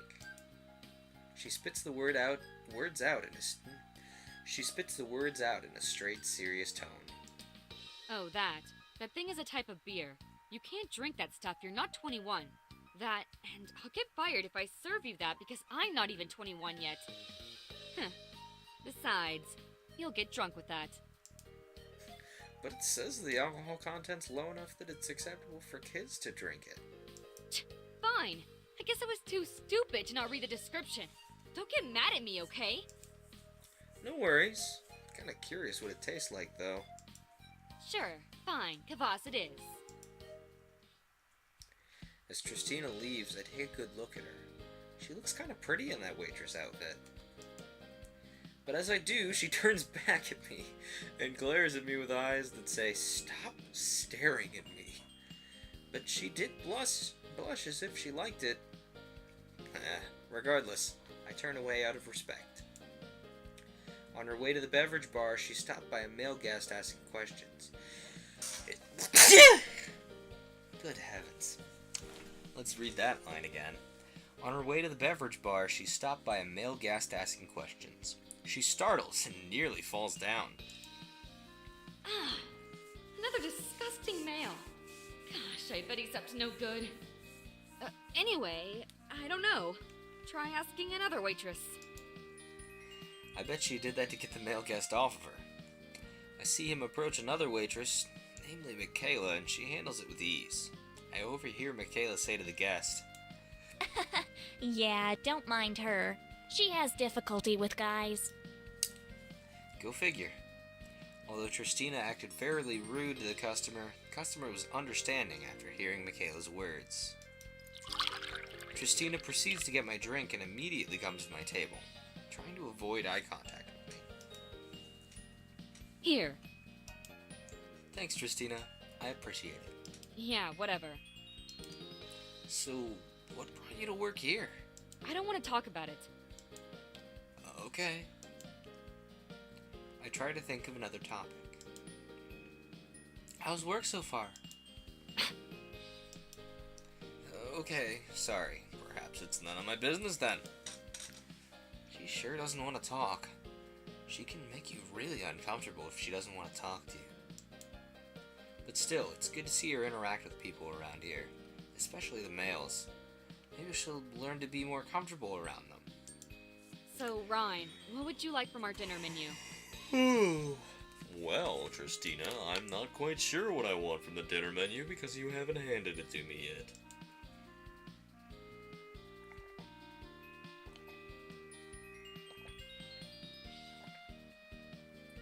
Yup, I never got a chance to look at the menu since my eyes had my attention elsewhere. Oh, I forgot about the menu. I don't have all day, you know. Sorry. Maybe I'm taking too long. Well, if that's the case, I'll be right back. You better be ready. Sure. It takes me a long while to decide what to get. A couple of minutes later, Tristina comes back, once again with an annoyed attitude. Okay, have you already decided? Salisbury steak meal. A hearty dinner consisting of a beef patty with potatoes, gravy, and macaroni side. King crab legs. Fish from off the coast of Alaska. Comes with a side of vegetables, potatoes, and gravy. Fettuccine. A traditional Italian dish with your choice of marinara or Alfredo sauce. Borscht soup. Borscht soup. A delicious traditional Russian beet and vegetable soup with a hint of beef. I don't know. I wouldn't pick any of these IRL, though. Let's pick the borscht soup, though. Oh, Anna likes that stuff, but I don't like it. Well, everyone's entitled to their opinion. Yeah, but I don't like it. I'd still like to try it, though. I've never had Russian food before. If you insist. By the way, Anna requested me to promote this dessert. It's called... She looks closely at the dessert menu, trying to pronounce its name, which is Russian. Peachy Moloko. God, I can't pronounce the name. Anyway, it's a pretty delicious cake. She sounds really nervous trying to take initiative on promoting the dessert. Really? Alright, I'll have some. And calm down. Pronunciation's not a big deal. I'm not gonna judge you or anything. Whatever. Anyway, I'll be back with your order. Tristina goes over to the back and hastily tans. She tans it and then hands it to them. You know, so it makes the ticket real hard to read, you know. Tristina goes over to the back and hastily hands the ticket to the male chefs. There aren't many... Can't speak English today. There are not many customers lately, so she goes to hang out with Anna and Michaela in the corner. Anna, I love these uniforms! It's Anna, Where did you not get Anna. them? My mother ordered them from a uniform supplier. You mean like a cosplay supplier? I feel like I'm cosplaying from the anime working. It's not a cosplay. I love that face. It reminds me of Kirby for some reason. Ooh, Kara's playing Night in the Woods. Maybe. We'll go give her a raid after we're done. It's pretty funny how your demeanor changes. Like you hate interacting with the male customers, then all of a sudden you go all lovey-dovey over the uniforms. I mean, they're just uniforms. But these uniforms make it worth working here. I've always wanted to wear a waitress uniform. The pros of working here outweigh the cons. Dang, this girl is a little strange. Hmm. Look at that little Kirby-looking face. It's adorable. It's not surprising that Tristina can be this lighthearted around those of her own gender. I mean, I'm a guy, and she always treats me differently compared to Michaela and Anna. I'm so bored. And it's my break time. I'm going to the break room. Oh, it's my, break time, too. I think I'll go, too. Tristina's very, very excited. She's still excitedly swaying back and forth. Okay, have fun, you two. I'll take care of stuff while you're away. There they go, new. And so, Tristina is all by herself. I wouldn't be surprised if a male guest arrives and she has to take care of him. Unluckily for her, a male and a female guest arrive. As a couple, no less. You gotta be shitting me. Oh, Michaela come and on, Anna have why to do you go on gotta their break at swear? the most We're family inconvenient friendly time. here. She reluctantly heads to the couple. Hello, welcome to Cafe Memoria. What do you want to drink? And you, what do you want to drink? Oh, absolutely a 180. Well, I'm not surprised to see Tristina treating a female guest as if she were her friend compared to the male guest as if he were her enemy. Nonetheless, she proceeds to get their drinks and returns to them. And just like that, my order happens to be ready. Tristina brings my food over. Here, your food. Enjoy. Thanks, Tristina. It's really looking good. Yeah, I need a break. She heads into the back room, apparently to take a break. Although this soup doesn't look all that appetizing, I take a sip of it and man, it tastes great. OBS is freaking out. What is the deal, internet? Please, I'm just lonely. I am lonely game farmer trying to make stream. Please stop. OBS, please. No, internet, I believe in you. You can do it. Please stop. I expected it to be a mostly vegetable soup, but it has a hint of beef flavor to it. This meal is vegetable heavy with beets and potatoes. I really wish my internet would get its head out of its butt. Afterwards, I try the cake, called Tichi Moloko. I'm probably pronouncing that with the absolutely incorrect inflection. Sure, it doesn't look like much, but as soon as I take the first bite, man, it's so good. The stream has disconnected. Goodness gracious, this is a minor issue. Please try to reconnect. I believe in you. Yay, we've reconnected. Maybe. Yay, we have reconnected. As soon as I take the first bite, man, it's so good. This has to be one of the best desserts involving chocolate and marshmallow. Tristina comes to look on. Tristina comes to check on me. How's that soup and that hard to pronounce dessert? Pichi Moloko? Pichi Moloko. Gosh, I sound so stupid trying to pronounce it. Tichi Moloko. Okay, I'll keep that in mind. You know, recipes to Google. Put that in the file of things I probably won't remember. No worries. The soup tastes great. And you gotta love that sweet beet flavor. Huh. Sweet beet mania. And that Pichi Moloko cake. It's super good. It's a great combination of chocolate and marshmallow. Huh. Yeah. You said that Anna likes this borscht soup and Pichi Moloko stuff, right? Borscht? Yeah, she's Russian after all. Not surprised she likes this stuff since she grew up with it. Interestingly, Anna doesn't have a Russian accent, but her mother does. It's good to know about your friend's cultural background. Me, I'm a Filipino enjoying some Russian food. Huh. I'm not But Filipino. still, I'm tried the very borscht, white. didn't like it. Tried the, Pichi Moloko, and yeah, it's good. After fulfilling the other duties of her job, out of nowhere, Tristina shows up. I hear her mumbling.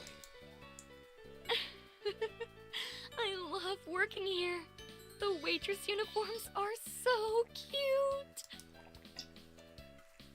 She grabs the bill from the register, and as soon as she approaches me, her demeanor changes. I see you already finished your food. Yeah, that was a hearty meal. Good. I'm glad you like it. And here's your bill. She hands me the bill, and on it is a ridiculous charge. Not the one from the food I ordered, that's for sure. Hey, isn't this just a bit too much for the food? Damn it! I was hoping he didn't notice. Sorry, I'll get that corrected. I beg your pardon. What?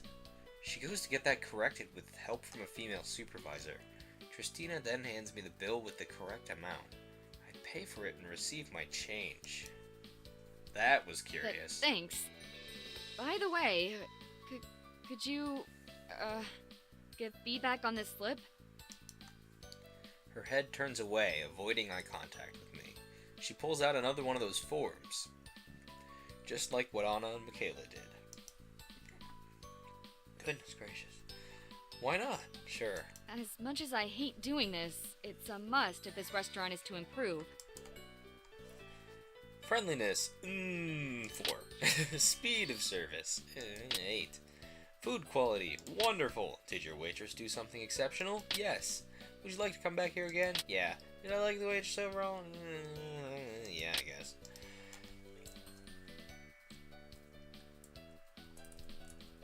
She added a strange surcharge to my bill, then acted surprised when I noticed it.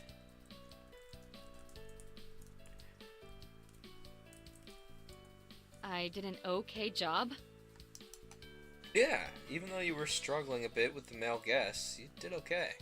Oh, so you noticed my behavior, huh? Don't worry, I know you can improve. You actually look pretty happy in that waitress uniform. Gosh, how perceptive is he? You'd be surprised, young lady. I was just expecting a simple thanks from her, but instead she blushes really hard. She can be so confusing. I mean, she acts all cold towards me being male, and then she blushes so hard and tries not to smile, as if she really likes what she just heard.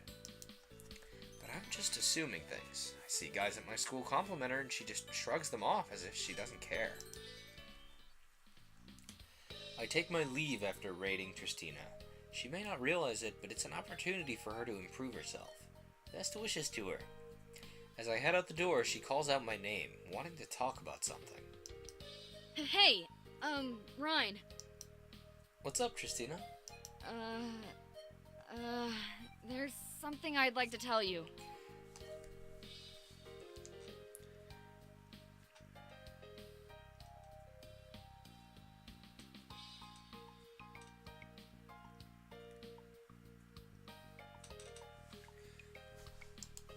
Sure. Don't make fun of me, okay? Go on. Well, you wanted to talk to me. She takes a deep breath and spills out her words. I only took this job here because I really wanted to wear these waitress uniforms. They just look so pretty. I never really thought about this as an opportunity to interact better with males. Well, I know that you're at least trying, and that's what matters. Yeah, but it's so hard. Even when trying to get my words out to you. I'm pretty happy that you're talking to me, though. See? Pretty soon, you might just get a boyfriend. Hey! What are you trying to imply? Ugh. Oh my gosh, I'm sorry about that. I'm not really looking for a girlfriend at the moment, though. That's true. I'm a solo act right now. But anyway, I'm happy that I got a chance to see you working here. You'll do well. Huh. Yeah. I think I'll give Tristina a little surprise. And by the way, you actually look pretty cute in that uniform. Me? Cute?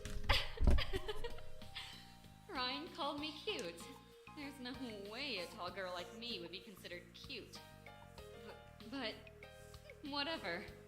That just makes me really happy. Thanks. You have a good night, okay? You too. I walk home. I'll remember that reaction on her face for quite a while. Well, people do change over time. To get along with the Tristina now, the Tristina of the now, perhaps is how that would be worded. Anyway, you gotta learn to ignore her cold attitude towards you, especially if you're a guy. Eventually, she'll warm up. Yeah, she'll be a fine waitress. And Tristina's route. Aurelia's route is unlocked. Cafe Memoria. I think this one's Hana, right? Aurelia. And then we have one. I think. Was Aurelia Hana? I don't remember. Please let me know, chat. I hope you'll enjoy your stay. Was it Aurelia or was it the other one? I don't remember. It's the weekend, and I figured that I might as well go to Cafe Memoria for lunch again. I wonder if they have anything new on their lunch menu. I get dressed and head out the door.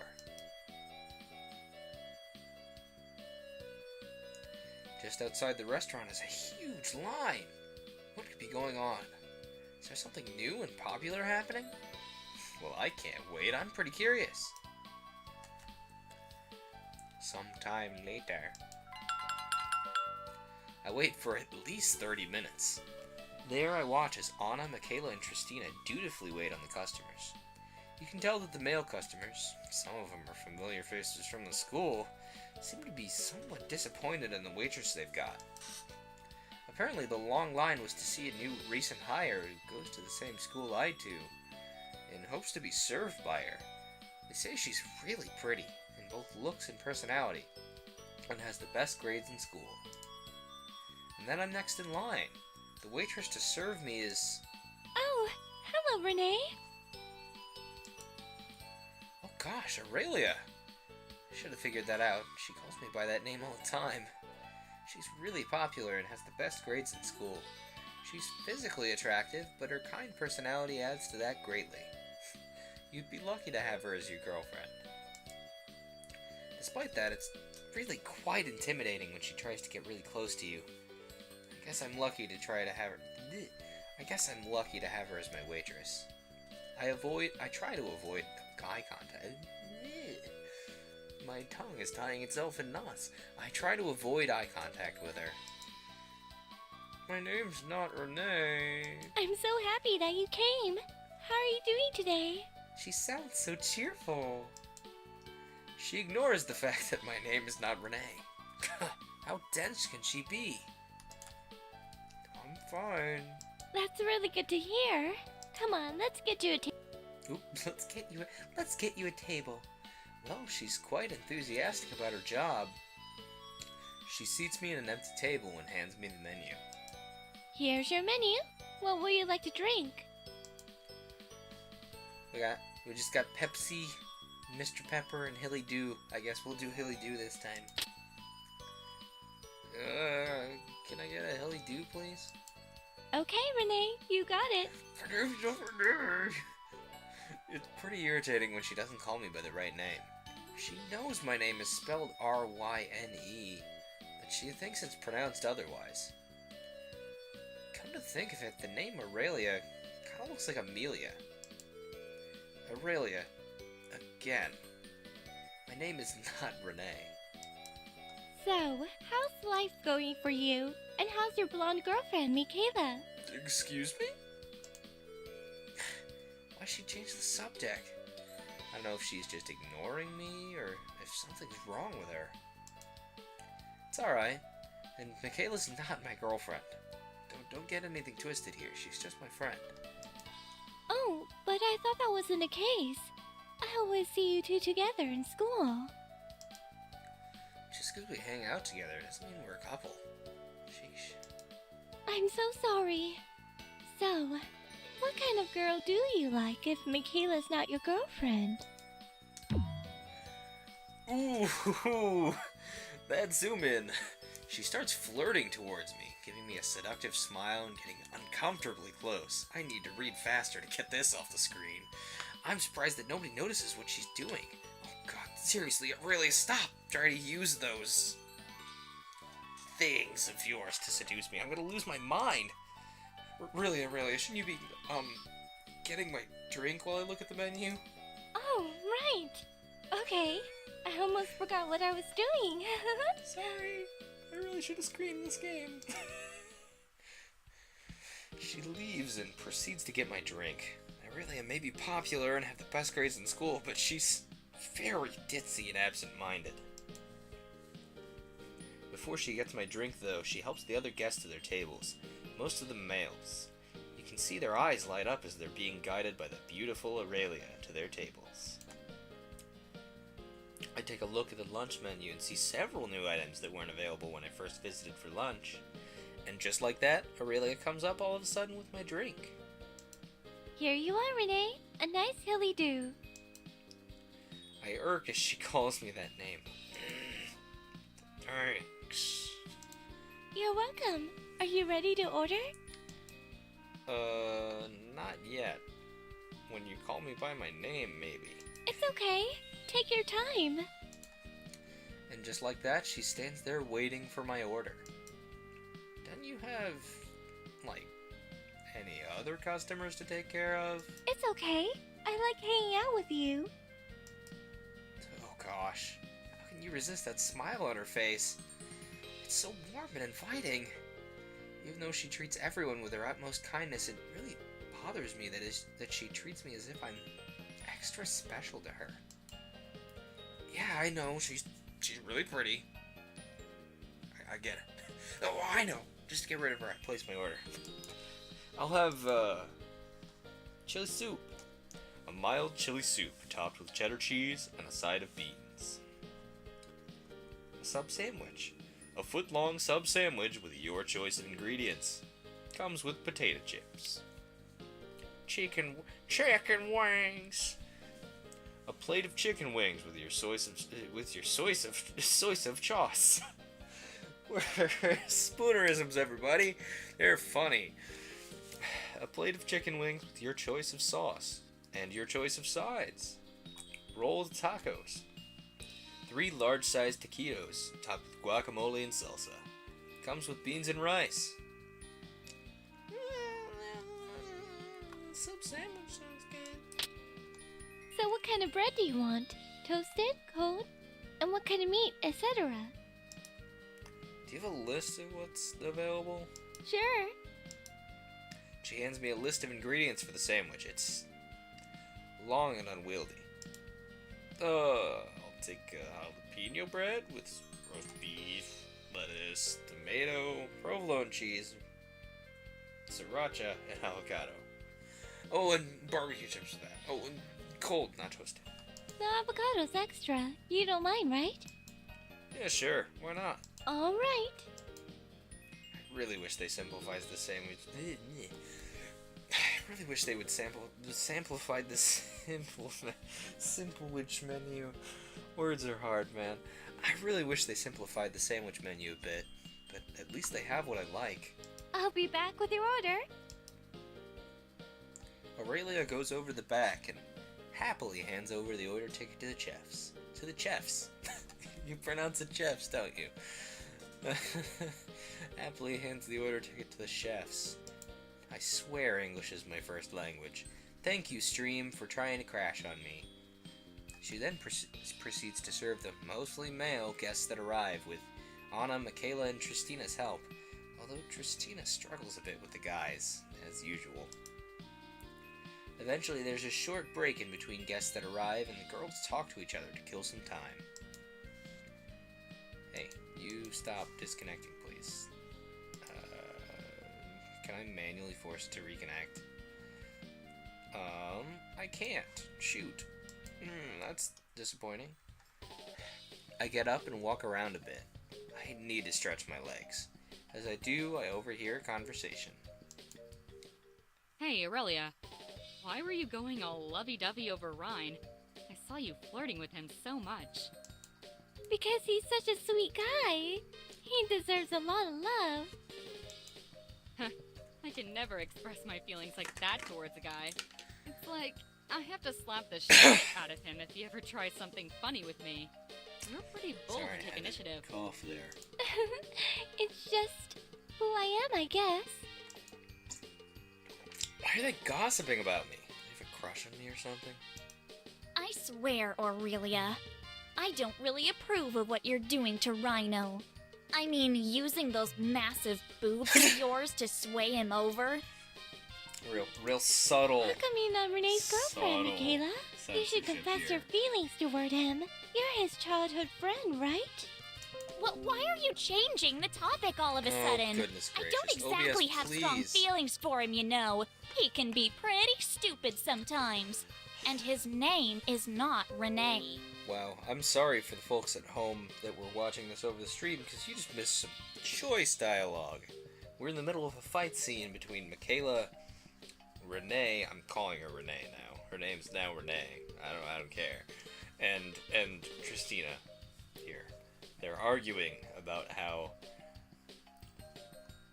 Michaela probably likes me and she's not saying anything about it, and Tristina's like, why are you being all flirty with the guy? Oh, no.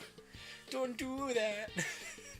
So, I hope you would forming a relationship with him. No thanks. It looks like you do have a strong crush on him, Michaela. Your face is getting flushed. that was really matter of fact. Aw, that's so cute. You really do love Renee. Michaela snaps into her anger, maybe? Stop Oh, no. ganging up on me, okay? She snaps out. This is not funny. She snaps out of anger. Okay.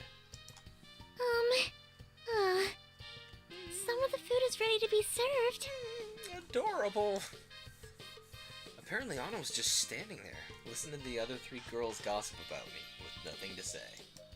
Anna, you don't have to be so shy, dear. We're here to support each other. Aww. She's Sorry, making the Kirby face I thought again. I'd give you some That's encouragement. adorable. Anyway, let's go give the customers their orders. I immediately head back to my table. The girls get the orders and split up. Aurelia heads to my table with my food within seconds. Here you go, Renee. I hope you like the food. Thanks. My name's not Renee, though. Aurelia just stands there, watching me trying to enjoy the food. What is this? Is she, like, totally obsessed over me or something? I'd appreciate it if you didn't just stand there watching me. If you insist. I love watching a friend of Julia's eat food. It's so sweet. This girl's weirding me out. It's a shame Julia doesn't work here. To be honest, I'd prefer her over Aurelia. Unlike Aurelia, she's not as annoying. Doesn't really have a habit of going into my personal space. Granted, I don't hate Aurelia, but I wish she had some manners, so to speak. Aurelia leaves me alone, and I proceed to enjoy my meal. The sub sandwich kind of looks like the ones you get from Subway. I take the first bite, and it just tastes like an ordinary sub sandwich. But what makes this sub sandwich stand out from the rest is its bread. It's got jalapenos on top of it. Gives quite the burning sensation. It's okay though. I love spicy food. In addition to your traditional deli ingredients, the fresh avocado, the avocados give it a Mexican feel. Aurelia comes back to check on me. How's the delicious sub sandwich? I love it, especially the jalapeno bread. That's pretty creative there. I think so too. It beats the other sub sandwiches out there. Yup. They need to make a sub sandwich with their name spelled out on top with mayo. No? Just what is she thinking? She come up with the weirdest stuff. A sub sandwich with my name spelled on top with mayo. It's honestly a little disturbing. Some people might like it, but for me, just no. Mayo's gross. I proceed to finish whatever's left of my food, and Aurelia leaves me alone to serve other customers. I watch as the male guests once again... Sorry, let me reread that. I watch as the male guests once again eyes light up. I watch as the male guest's eyes light up once again as Aurelia serves them. Those guys see how she's a perfect girl and looks great in personality. I don't disagree with them because those are true, but I can see past that. I see a really scatterbrained girl as well. They don't see that. I mean, the good does overshadow the bad in her after all. Aurelia then comes back with my bill. Renee, here's your bill. It's not Renee! Thanks, and it's Ryan. As in like... I don't know. As in like rind, but sans D. I hand her the money along with the bill. Okay, I'll be right back with your change. Once again, she ignores the fact that she's mispronouncing my name.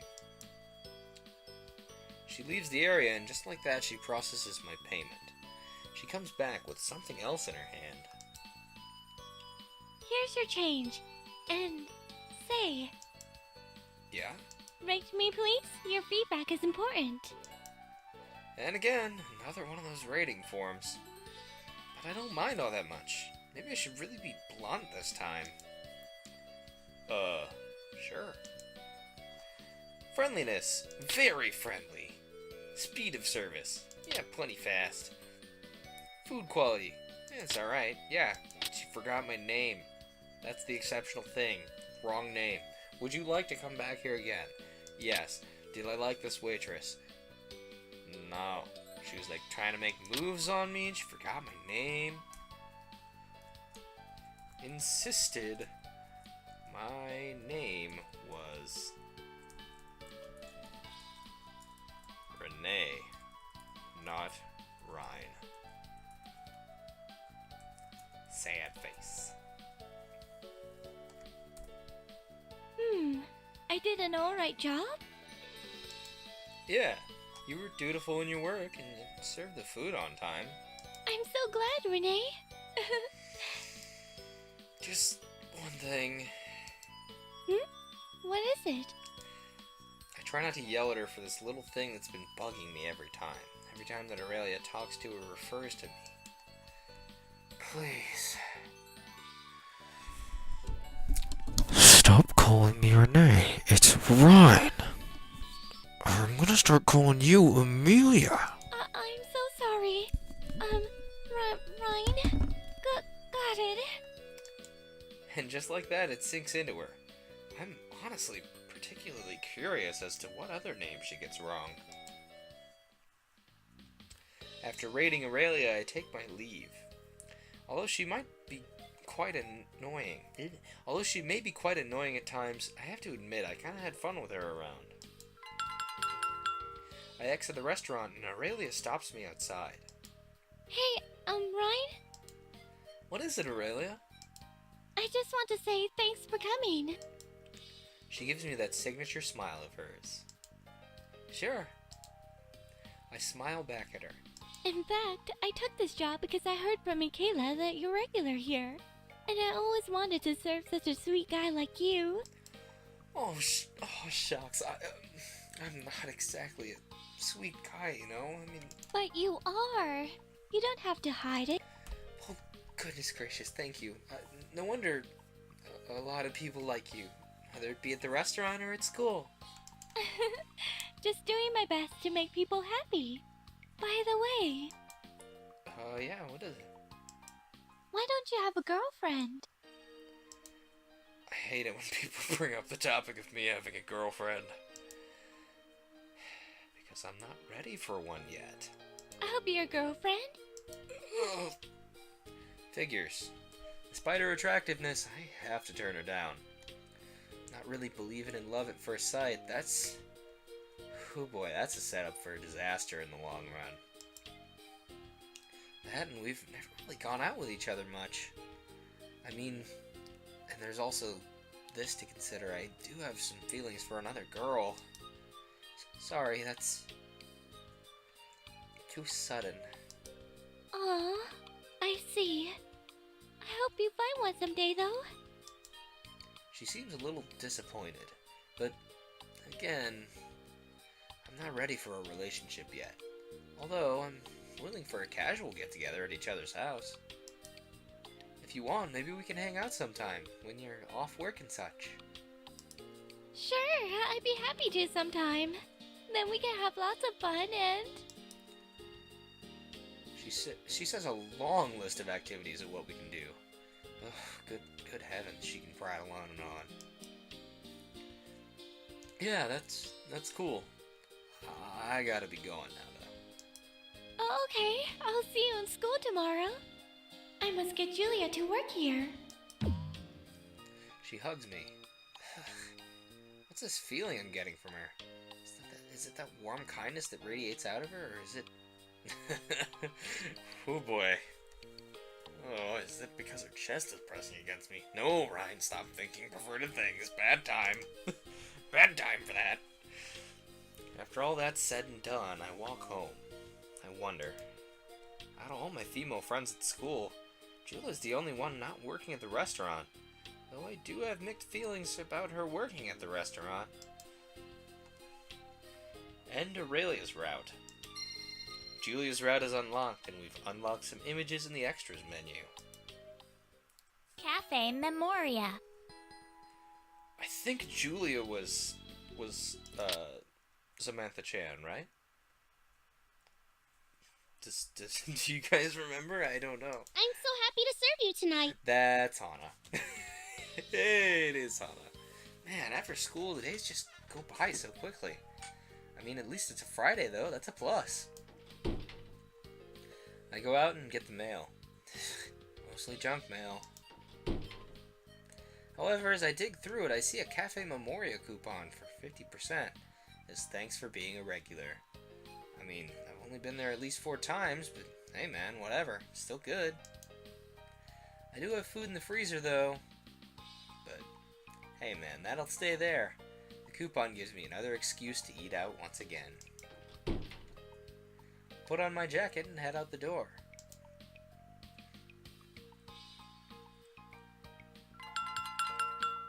The restaurant's doorbell chimes as I enter. How many people here today? I hear a familiar voice calling out to someone. It might be Anna's. Hey, Julia?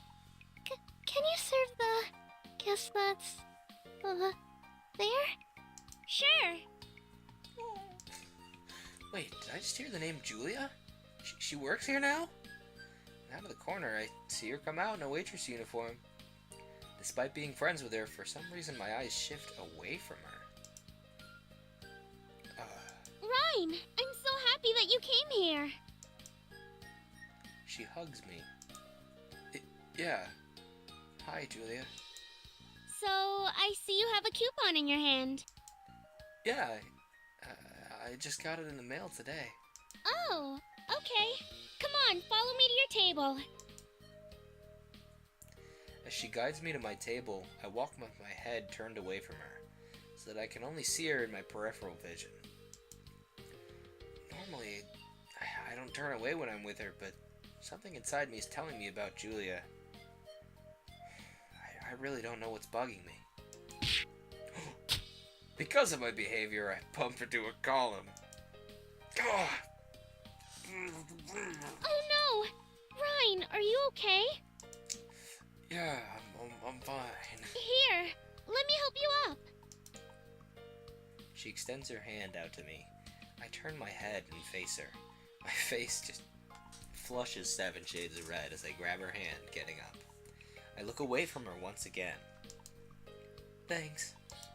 It's no problem. Immediately, we find a table and I sit down. Julia hands me the menu, which includes a list of drinks.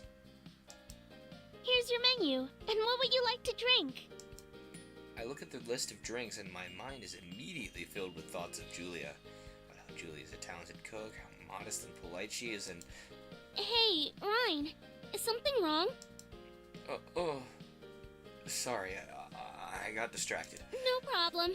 Oh, I recommend kvass. It's a pretty delicious drink served during our dinner hours. I think the stream's crashing pretty hard again, but...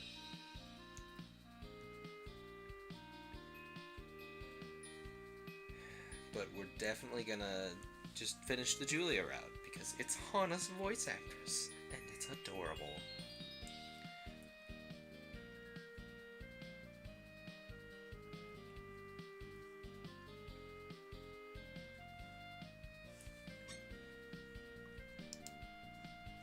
We got Pepsi, we got Mr. Pepper, we got Hilly Doo, we got the kvass. Let's do the kvass again.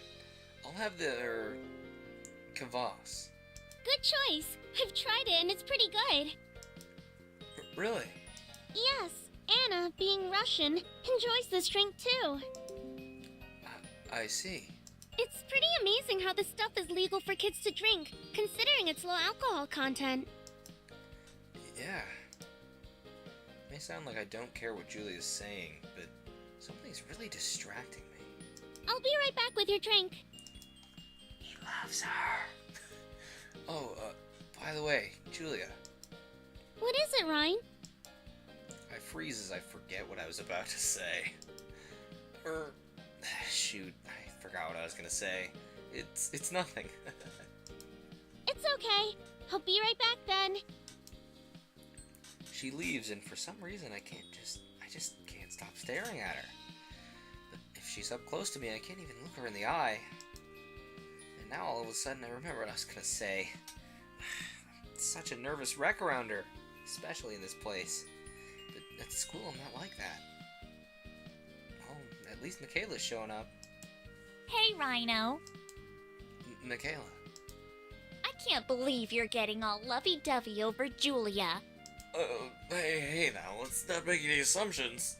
It's pretty obvious from your body language. I really wish you'd stop flirting with the girls here. First Aurelia, and now Julia. Excuse me? I'm not flirting with the girls here, okay? Whatever. I'm just looking after you. As your childhood friend. Okay.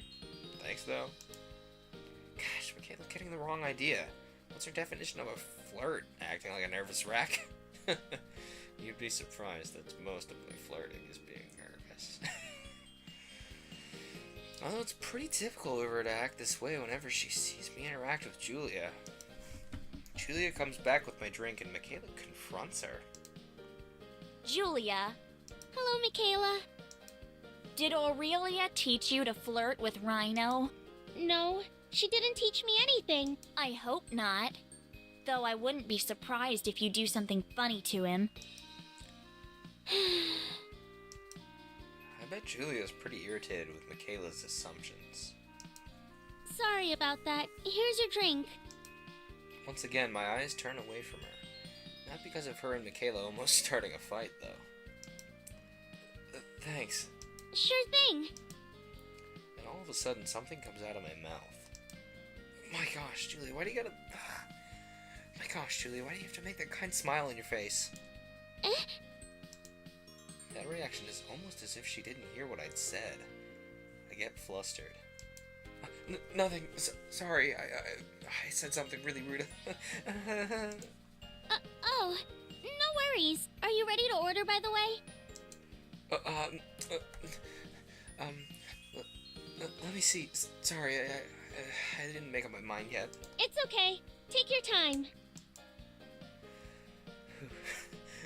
Cheese beef patty. A savory hamburger patty with your choice of cheese inside, with potatoes and vegetables. Beef curry meal. A hearty and spicy dish with rice and beef. Enchilada meal. A Mexican dish with 2 enchiladas, topped with cheese. Comes with rice and beans, or deep fried fish sticks. 5 delicious fish sticks with tartar sauce and french fries. Enchilada meal, duh.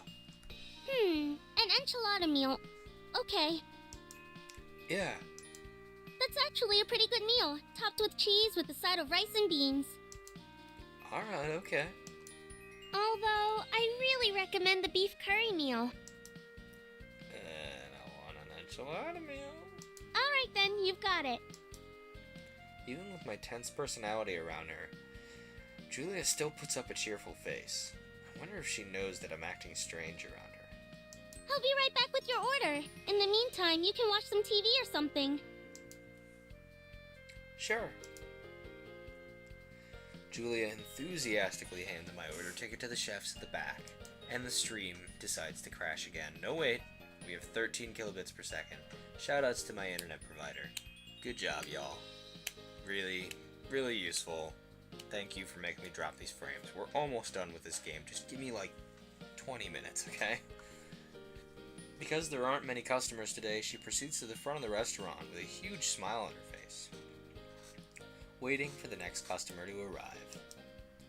Anna approaches Julia, albeit nervously. You sure look really happy, Julia. It's because I just got this job.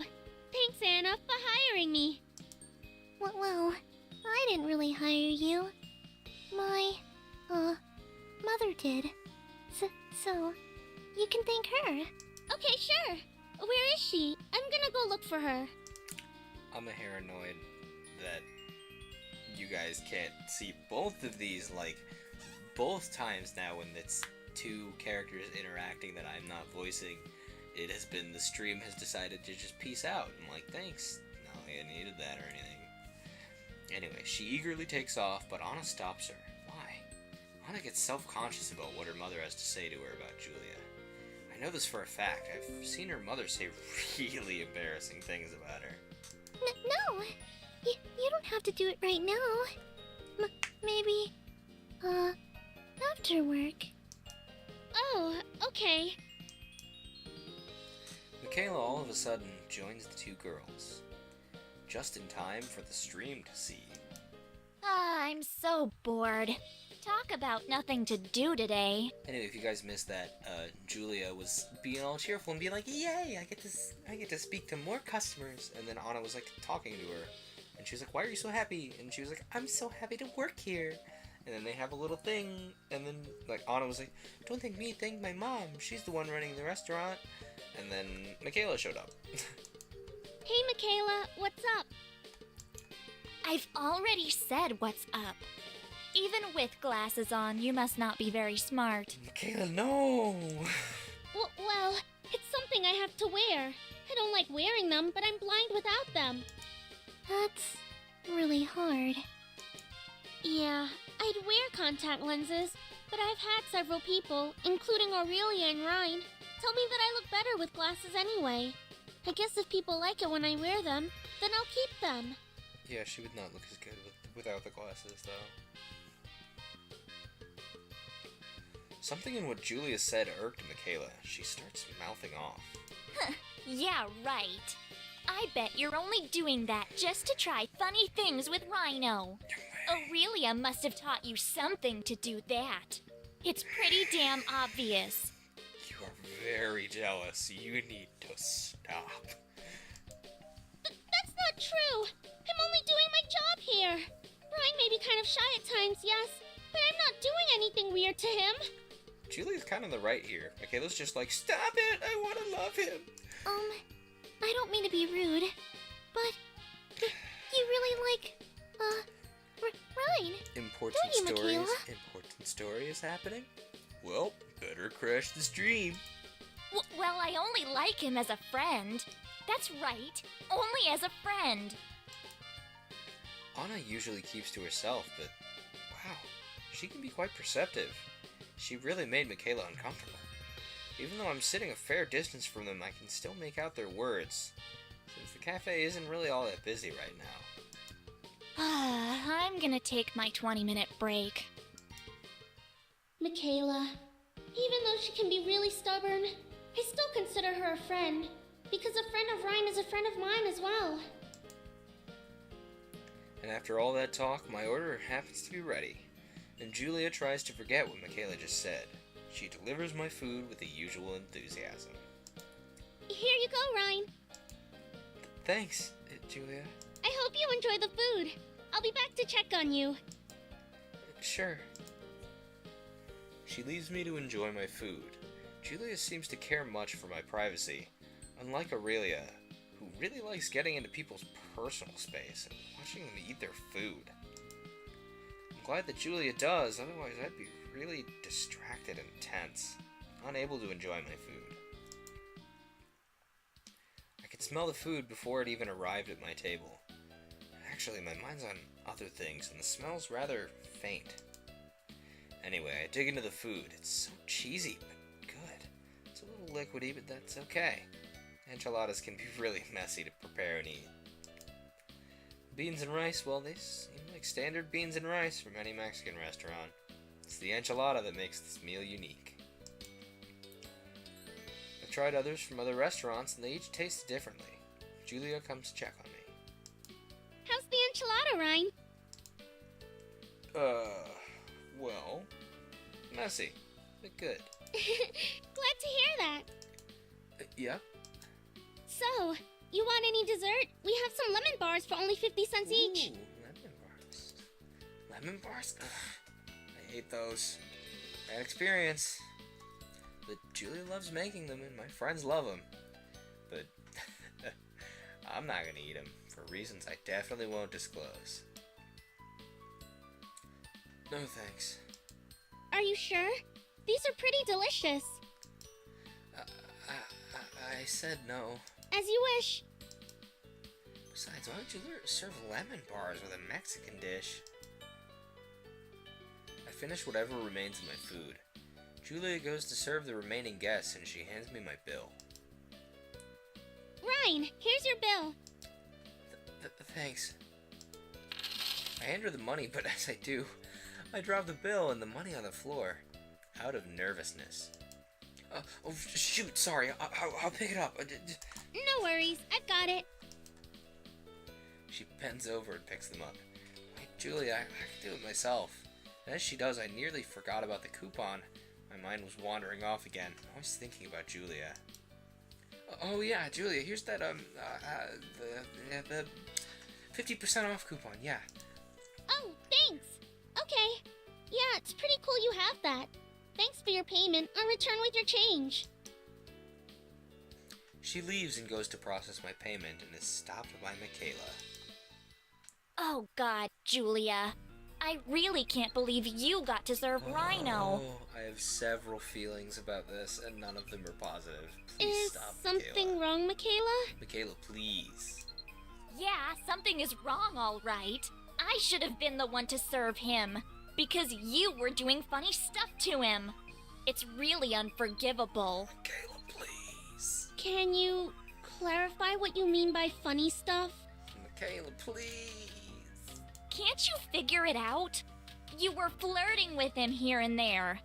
In fact, you seemed overly eager to serve him just so you could try out flirtatious moves you learned from Aurelia. It's time I'm sorry if what I do offends you, but I'm just trying my best at this job. I'm about ready to go step in there and be like, you two are being dumb. Then why is Rhino acting all funny towards you, huh? He usually doesn't act like that. Well, he's just feeling a little jittery, that's all. He might be having a bad day. I don't know if I would have the courage to actually, like, especially at the time this would have been set in my own life, I don't know if I would have had the courage to be like, y'all need to stop fighting over me. Like, tromp over there and be like, no, you all need to stop. I'm just nervous. Chill.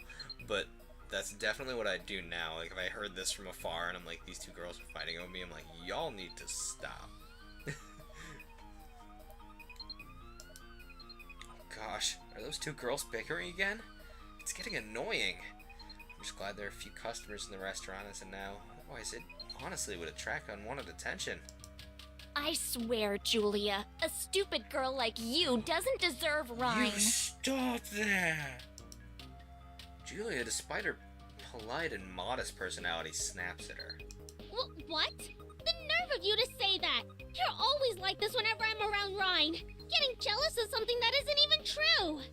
Me? Jealous? Look who's talking. That's what the J in Julia means. Jealous. You're so mean, Michaela. What's gotten into you? You stop it! Please? Don't fight, you two. Let's be friends. Just like that, the atmosphere calms dramatically. Hey, Julia. Sorry. It's okay. I still consider you as a friend. Yeah. And after all that, Julia forgives Michaela. Michaela seems to feel really guilty about what she's done. If it weren't for Anna, well, honestly, things might have turned physical. The girls split, and Julia returns with my change and something else in her hand. Sorry about that. No worries. Here's your change, and, would you like to rate me as your waitress? I know we're friends at school, but still. Oh. She hands me one of the forms. You know, like the one that every other waitress have handed us already. She's wonderfully friendly. She had a great speed of service. The food was nice. She did do something exceptional. I would like to come back here again, and yes, I like the waitress. Made me nervous. But that's my own darn fault. Wonderful. Waitress. Ryan, I didn't do that great of a job. You don't have to be so nice to me. But you did an exceptional job. If that's the case, well, thank you so much. What's this? She's hugging me as if I asked her to marry me. Good heavens, I feel like I'm going to faint. Hey, Julia, could you let go of me, please? I don't want to, because Ryan is a sweet guy. She continues hugging me for another 10 long seconds before she releases me. Really, you didn't have to do that. Sorry, I'm just so happy that you think of me that way.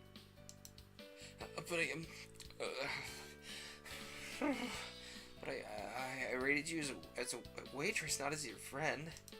But still. After about an hour in the cafe, I try to immediately take my leave. The more I stay here, the more of a nervous wreck I become. I can't bear to let Julia and my other friends see me like this. However, as I head out the door, Julia stops me outside. Ryan! What's wrong, Julia? I don't mean to be rude to you, but why were you nervous during your stay here? I try to feign ignorance. I can't let her know how I feel. Well, nothing's wrong. I just, say I'm just not myself today, right? I know something's wrong. You were stuttering while talking, bumping into things, dropping things. That's not like you. Are you feeling sick? I just can't let you go if you're sick. Come on, I'll walk you to the doctor's office. I really don't need a doctor now. I guess it's time for me to spill the beans. Hey, Julia. Yes?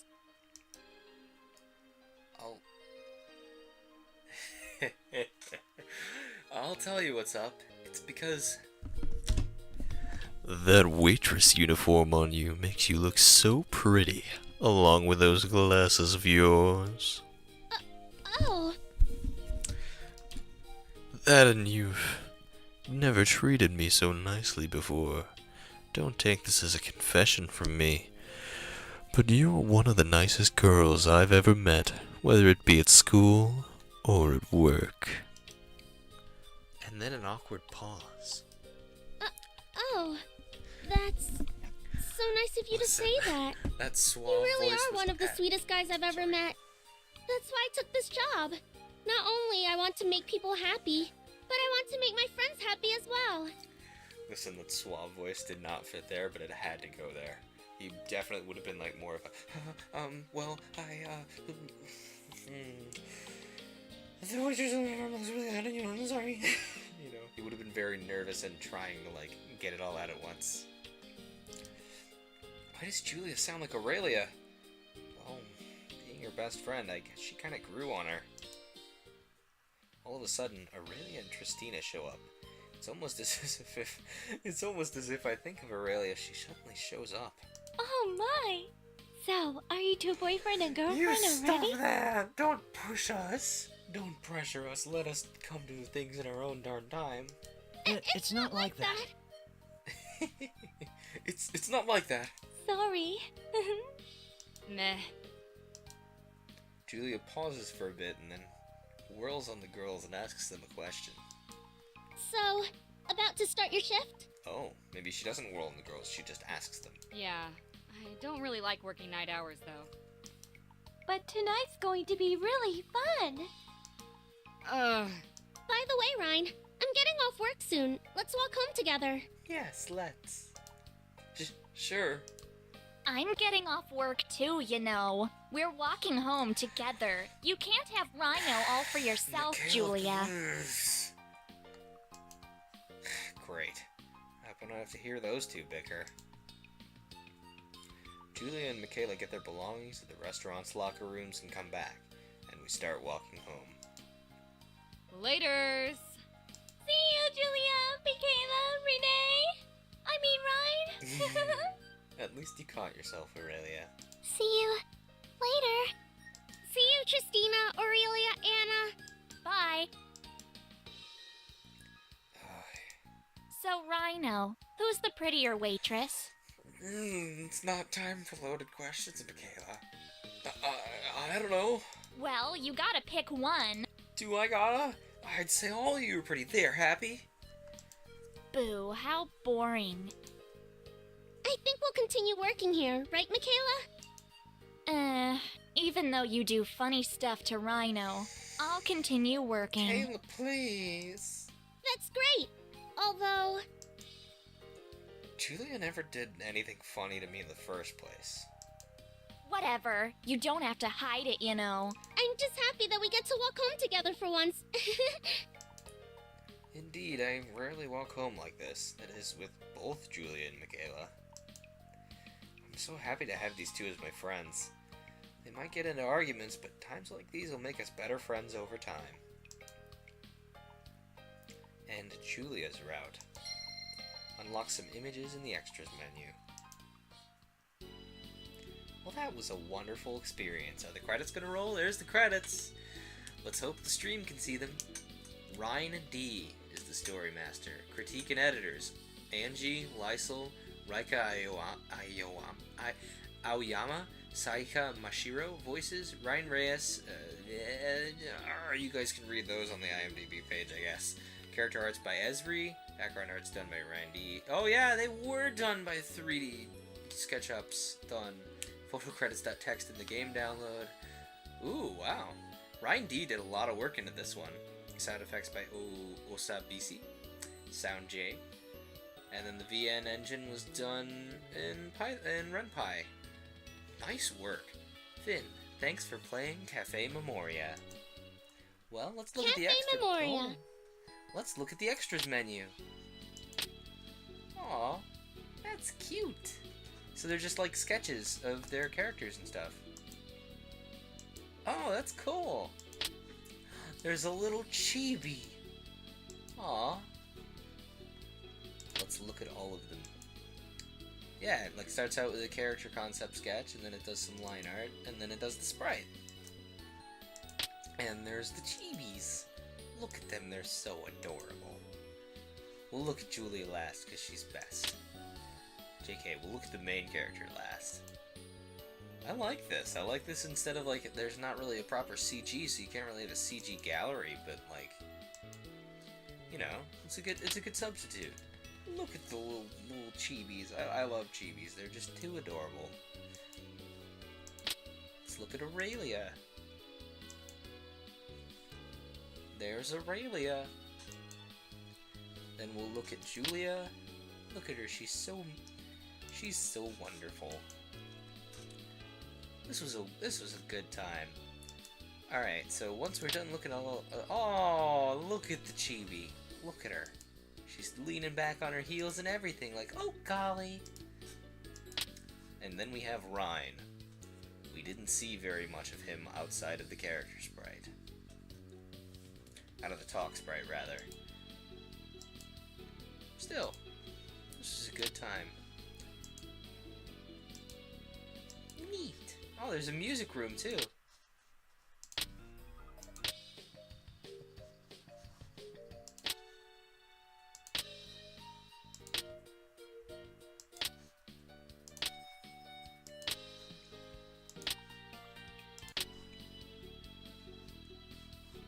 Oh, bonus from Aurelia.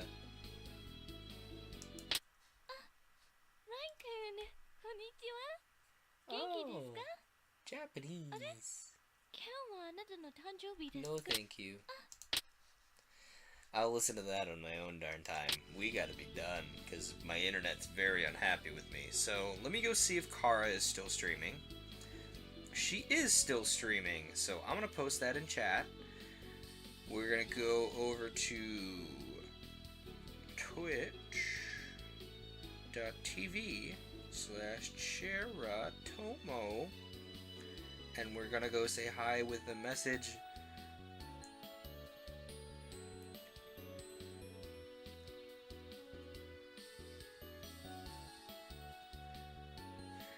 Just real simple raid message, Glacier Raid, if the chat message will send. So that was Cafe Memoria, and it was absolutely memorable. I'm definitely gonna look into Pixelsoft to see if they have anything more for me. But anyway, the chat is just really firmly refusing to send that message I need for it to send. Try that again. Send that. We'll head on over to Cheratomo. And for those of you watching on the stream VOD, thank you for sticking it out. These are long stream VODs. These are live streams, but you guys watch them anyway. Thanks for tuning in, everybody. See you later this week.